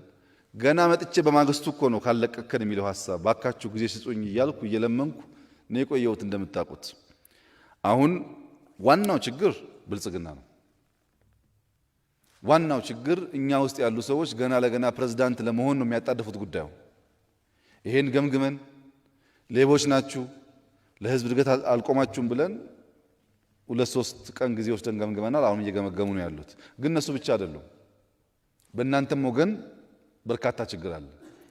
ስትራክቸሩን ቁጭ ብሎ መፈተሽ፣ የህዝብን ፍላጎት ማየት ችግር የለበትም። ግን የግል ጥቅም ለማሟላት ተብሎ ህዝቡን የሳት ራት ማለት ትክክል አይደለም። እሱን ህዝብ እያወያየን ነው። እውነተኛ ቅን ሐሳብ ካላችሁ እናንተም ገብታችሁ ማገዝ ነው። ደቡብ ላይ 2-3 ክልል ማድረግ ልማታችን ላይ ኢምፓክት ያመጣል ብሎ ህዝቡ ካመነ ችግር የለውም። ችግሩ ግን እየሆነ ያለው እና የለመንኳቸውም ወላይታ ሁለተኛ ከጋሞ ህዝብ ጋር የማይኖር ይመስል ገና ለገና ክልል ለመሆን ወላይታና ጋሞን የምናፋጅ ከሆነ ስልጤና ጉራጌን የምናፋጅ ከሆነ ከምባታና ሀዲያ የምናፋጅ ከሆነ ክልልም ብንሆን እኮ ሰዎቹ ጎረቤቶች ናቸው፣ ቤተሰብ ናቸው፣ አብረው ይኖራሉ። ይሄ ነገር ይቅር የሚል በጣም ጊዜ ወስደን አወያይተናል። አሁንም እያወያየን ነው፣ ውስጣችን እያየን ነው። እናንተም ብታግዙ ጥሩ ይሆናል። ከዚሁ ጋር ተያይዞ በደቡብ በኦሮሚያና በአማራ ነው ጎልቶ የተነሳው። ሌሎች ክልሎች ካለም ከብልጽግና ጋር ትነጋገራላችሁ። ከነገ ጀምሮ የኦሮሚያ ብልጽግና ጽህፈት ቤትና ፕሬዝዳንት፣ የአማራ ብልጽግና እና ፕሬዝዳንት የደቡብም እንደዚሁ ቁጭ ብላችሁ መነጋገር አለባችሁ። ይሄንን አቶ ብናልፍ ብታመቻች፣ ለምሳሌ አርባ ምንጭ ላይ ሰው ታስሯል የሚለውን ጉዳይ አሁን መልስ ሰጥ ይቸገራል። በደቡብ ክልል የሚንቀሳቀሱ ፓርቲዎችና የኛ ፓርቲ ተወካዮች እዛ ያሉ ከመንግስት ጋር ሆነው ቁጭ ብለው የታሰረ ሰው ካለ፣ የተገረፈ ሰው ካለ፣ የተጎዳ ሰው ካለ እየፈተሹ በአስቸኳይ ማስተካከያ እርምጃ እንዲደረግ በእርሶ በኩል ሪፖርት እንዲመጣ። እንደዚህ አንፈልግም። እኛ ሰው እንዲገረፍ እንዲደበደብ አንፈልግም። ግን ሁሉም ጉዳይ ስለማናቅ አሁን እዚህ መልስ ብሰጥ ስለሚቸገር የደቡብ ከደቡብ ጋር፣ የአማራ ከአማራ ጋር፣ የኦሮሚያ ከኦሮሚያ ጋር ተነጋግራችሁ አቶ ብናልፍ ሰብሰቢያ ሪፖርት ከሰጠኝ በሚቀጥለው ፕሬዘንት አደርግላችኋለሁ ያለው ሁኔታ። የደቡብን ከእናንተም ጋር ከደቡብ ክልል ፓርቲዎች ጋር ተወያይቼበታለሁ። ከህዝብ ጋር ብቻ አይደለም። በደቡብ ፓርቲዎቹ ስንወያይ አሁን አባቴ እንዳነሱት ህዝቡ አንድ ነው፣ አንድ መሆን አለበት፣ ጊዜው አሁን አይደለም የሚል አቋም ያላቸው ሰዎች አሉ። የህዝብ ጥያቄ ነው መታፈን የለበትም የሚሉ አሉ። ተቃዋሚ ፓርቲ ሆነው ብልጽግና ውስጥም አለ። በየመድረኩ የነበረው ውይይትም የሚያሳየው ይሄንን ነው እና ይሄን ማቀራረብ ያስፈልጋል። በዛው አግባብ ይሄን መሆኑ ታውቆ የእናንተም ድጋፍ ቢደረግ መልካም ነው። ምርጫን በሚመለከት ኤግዛክትሊ እንዳሉት ምርጫ ፕሮሰስም አውትካም ነው፣ የአንድ ቀን ስራ አይደለም።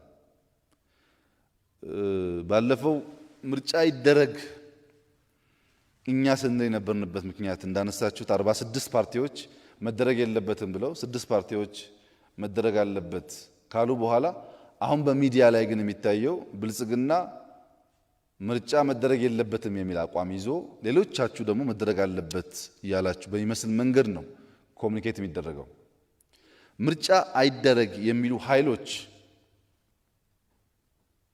ከዚያ በፊት የነበሩት ቀላል የማይባሉት ምርጫ ቢደረግ የሚቆሙበት ቦታ ስለሌላቸው ምርጫ ሳይደረግ እኔ የእንትና ፓርቲ ሊቀመንበር ስለሆንኩ ስልጣን ስጡኝ፣ ስልጣን ብቻ ነው ጉዳዩ። ምርጫ የማያስፈልግም፣ ዲሞክራሲ የማያስፈልግም።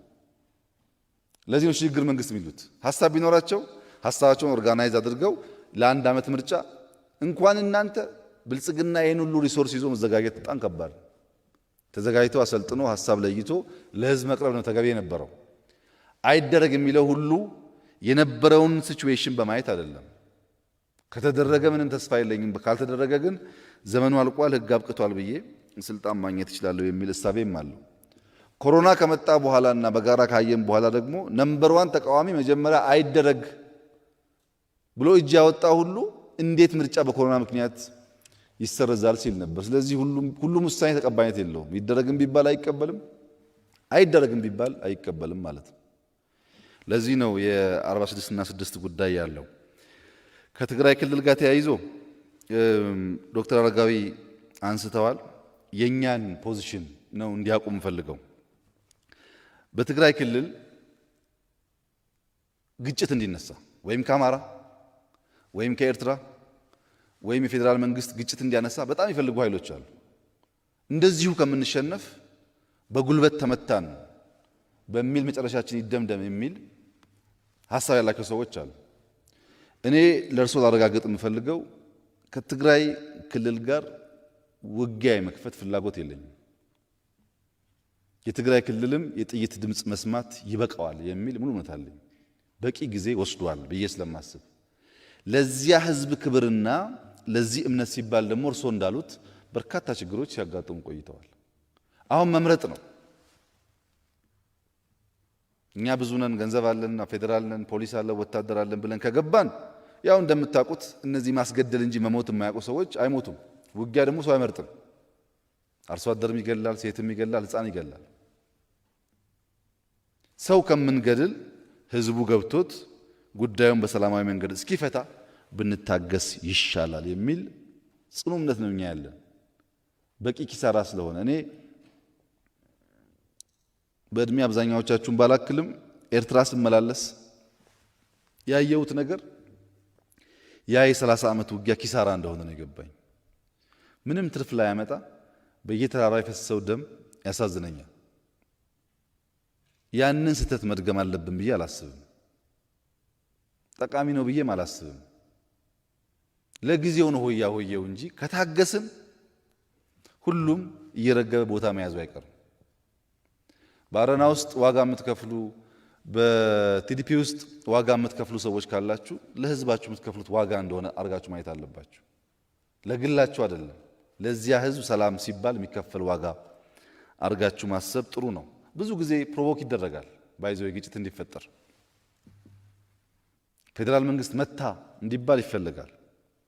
እኛ እነዛን ጥፋተኞች ብቻ ለይተን የምንመታበት ሁኔታ ቢመቻች ኖሮ ባልጠላን፣ ህዝቡን ግን የዚያ ግጭት ሰለባ ማድረግ አንፈልግም። በዚያ ምክንያት እንታገሳለን። ምርጫ በሚመለከት መጀመሪያ መስተካከል ያለበት በትግራይ ክልል ምርጫ እየተደረገ ነው የሚል የፖለቲካ ፓርቲ አመራር ሆናችሁ ማንሳት ትንሽ ከባድ ይመስለኛል። ሰው የእድር ምርጫ ሲያደርግ ወይም የድርጅት ጉባኤ ሲያካሂድ ወይ የሆነ ስብሰባ አካሂዶ ቅድም እንዳደረግነው ጥቆማ አቶ ሙሳ እንደጠቆሙ አይነት ጥቆማ 7 ሰዎች ፔፐር ያቅርቡ ካለ ሁሉም ምርጫ ብለን የምርጫ ስያሜ መስጠት ተገቢ አይመስለኝም። ምርጫ ህግ አለው፣ ስርዓት አለው። እኛ ምርጫ እንዲደረግ የነበረን አቋም ታውቃላችሁ። ኮሮና አስቀረው። አሁን ቢበዛ እንደኔ እምነት 9 ወር 10 ወር ነው ምርጫ ቢቆይ። በትግራይ ክልል ያለው አሁን ያለው የእንቅስቃሴ ለምርጫ ቦርድ ጥያቄ አቅርበዋል። ምርጫ ቦርድ ምላሽ ሰጥቷል። የቀረውን ጉዳይ ፌዴሬሽን ምክር ቤት የሚያዩ ይመስለኛል። ብዙ አያስጨንቀኝም። እኔ ለምን አያስጨንቀኝም? የፌዴሬሽን ምክር ቤት እስከሚቀጥለው ምርጫ የዛሬ 9 እና 10 ወር እስከሚደረግ ምርጫ ድረስ በክልልም በፌዴራልም አሁን ስልጣን ላይ ያሉ መንግስታት ይቀጥሉ ብሎ ወስኗል። በሌላ ቋንቋ በትግራይ ክልል ውስጥ ቲፒኤልኤፍ እስከሚቀጥለው ምርጫ ድረስ ይምራ ብሎ ፌዴሬሽን ወስኗል። ቲፒኤልኤፍ የሆነ ድራማ ሰርቶ ተመልሶ መጥቶ ነኝ ቢል እስከሚቀጥለው ዓመት ድረስ ውሳኔ እየደገመ ያለው እንጂ ምን ትርጉም የለውም። ችግር የሚፈጠረው ቲፒኤልኤፍ ዲሞክራሲያዊ ምርጫ አድርጎ ስልጣኑን ለአረና ከሰጠ ያኔ እንጋጫለን። ቢኮዝ አረና እስከሚቀጥለው ዓመት ድረስ መንግስት መሆን አይችልም። ግልጽ ነው አባባሌ። የትግራይ ክልል መሪ አረና የሚሆን ከሆነ በምርጫው ተወዳድሮ ያኔ ከፌዴራል መንግስት ጋር ጸብ ይፈጠራል። ቲፒኤልኤፍ ግን ወረቀትን በትኖ ይሁን የሆነ ጉባኤ አካሂዶ ይሁን የሆነ የእድር ስብሰባ አካሂዶ ይሁን መልሶ ቢመጣ እስከሚቀጥለው ምርጫ ድረስ ፌዴሬሽን ምክር ቤት ኦልሬዲ ቆይ ብሎታል። በሂደቱ የሚያጠፋው ጉልበት፣ የሚያጠፋው ጊዜ፣ የሚያጠፋው ገንዘብ ጎጂ ነው ወይ አይደለም፣ ህዝቡና ድርጊቱ ሊገመገመው ይችላል። ለዚህ ድራማ የምናወጣው ገንዘብ አይኖርም። በድራማው ሂደት ህግ የሚጥስ ከሆነና ፌዴሬሽን ምክር ቤት የሚወስን ከሆነም መንግስት የሚያየው ጉዳይ ይሆናል። በእኛ በኩል ግን ምርጫ አደርጋለሁ ሰው ባለ ቁጥር የሆነ ባወራ ቁጥር ወደ ውጊያ የምንገባ ከሆነ በጣም በርካታ ኢሹ ስላለን የጀመርነውን ነገር ያዳፍናል። የኢትዮጵያ መንግስታት ባህሪ ደግሞ እንደምታውቁት ወደ ውጊያ ሲገባ ውጊያ ያለብኝና ዝም በሉ ይላል። ይሄኛው መንግስት ማለቱ አይቀርም፣ እንዳትሸወዱ። ከጀመረው ውጊያ ያለብኝና ዝም በሉ ብሎ ዲሞክራሲን ይገላል። የልማት ጉዳያችን ይቆማል። የትናንትናው ጥፋት ይደገማልና ትንሽ በሰከነ መንገድ ማየት ያስፈልጋል። ጉዳዩ ግን ብዙ የሚያስጨንቅ አይደለም። this is non essential። የኢትዮጵያ ፖለቲካ ዋናው ችግር ኤሴንሻል በሆነ ጉዳይ ላይ ፎከስ ማድረግ ሳይሆን ነን ኤሴንሻል በሆኑ አጀንዳዎች ላይ ማተኮር ነው። አሁን ይሄ የእድር ስብስብ ምንም ትርጉም የለውም ለኔ። እኔ አጀንዳ አድርጌ የማየው ጉዳይ አይደለም። የሚያስጨንቀኝ እኔ አሉ ሀገር የኔሽን ቢልዲንግ ትርክቶች ያስጨንቁኛል እንጂ እንደዚህ አይነት ጉዳይ ብዙ ማስጨነቅ የለበትም ብዬ ነው የማስበው። በዚያ ቢታይ ጥሩ ነው። የጣና ጉዳይ ይታሰብበት ያሉት በጣም ነው የሚታሰብበት። ለጣና ትልቁ መፍትሄ ችግኝ መትከል ነው። እርሶም ችግኝ በመትከል አሪያ እንዲሆኑ አደራ ማለት ፈልጋለሁ። ይሄ ከእምቦጭ ጋር የሚያያዘው ያው በቅርበት እዛ አካባቢ ስላሉ ያውቃሉ ብዬ አስባለሁ። እንቅስቃሴዎች አሉ በክልል ደረጃም በፌደራል። ግን የእምቦጭ ዋናውን ፕሮብለም ካልፈታን በስተቀር እዛ በየቀኑ በማሽን ሞከር፣ በሰው ኃይል ሞከርን። እኔም በአካል ሄጄ አይቼዋለሁ። ምክትል ጠቅላይ ሚኒስትሩ በተደጋጋሚ ሄደዋል። በእንደዛ መንገድ አቴንሽን እንዳጣ ለማስመሰል ለአጀንዳ የሚሞክሩ ሰዎች አሉ። ግን በእኛ በኩል ጣናም ሌሎችም ሐይቆቻችን መጠበቅ አለባቸው። እነሱን ይጠበቁ። ዋናው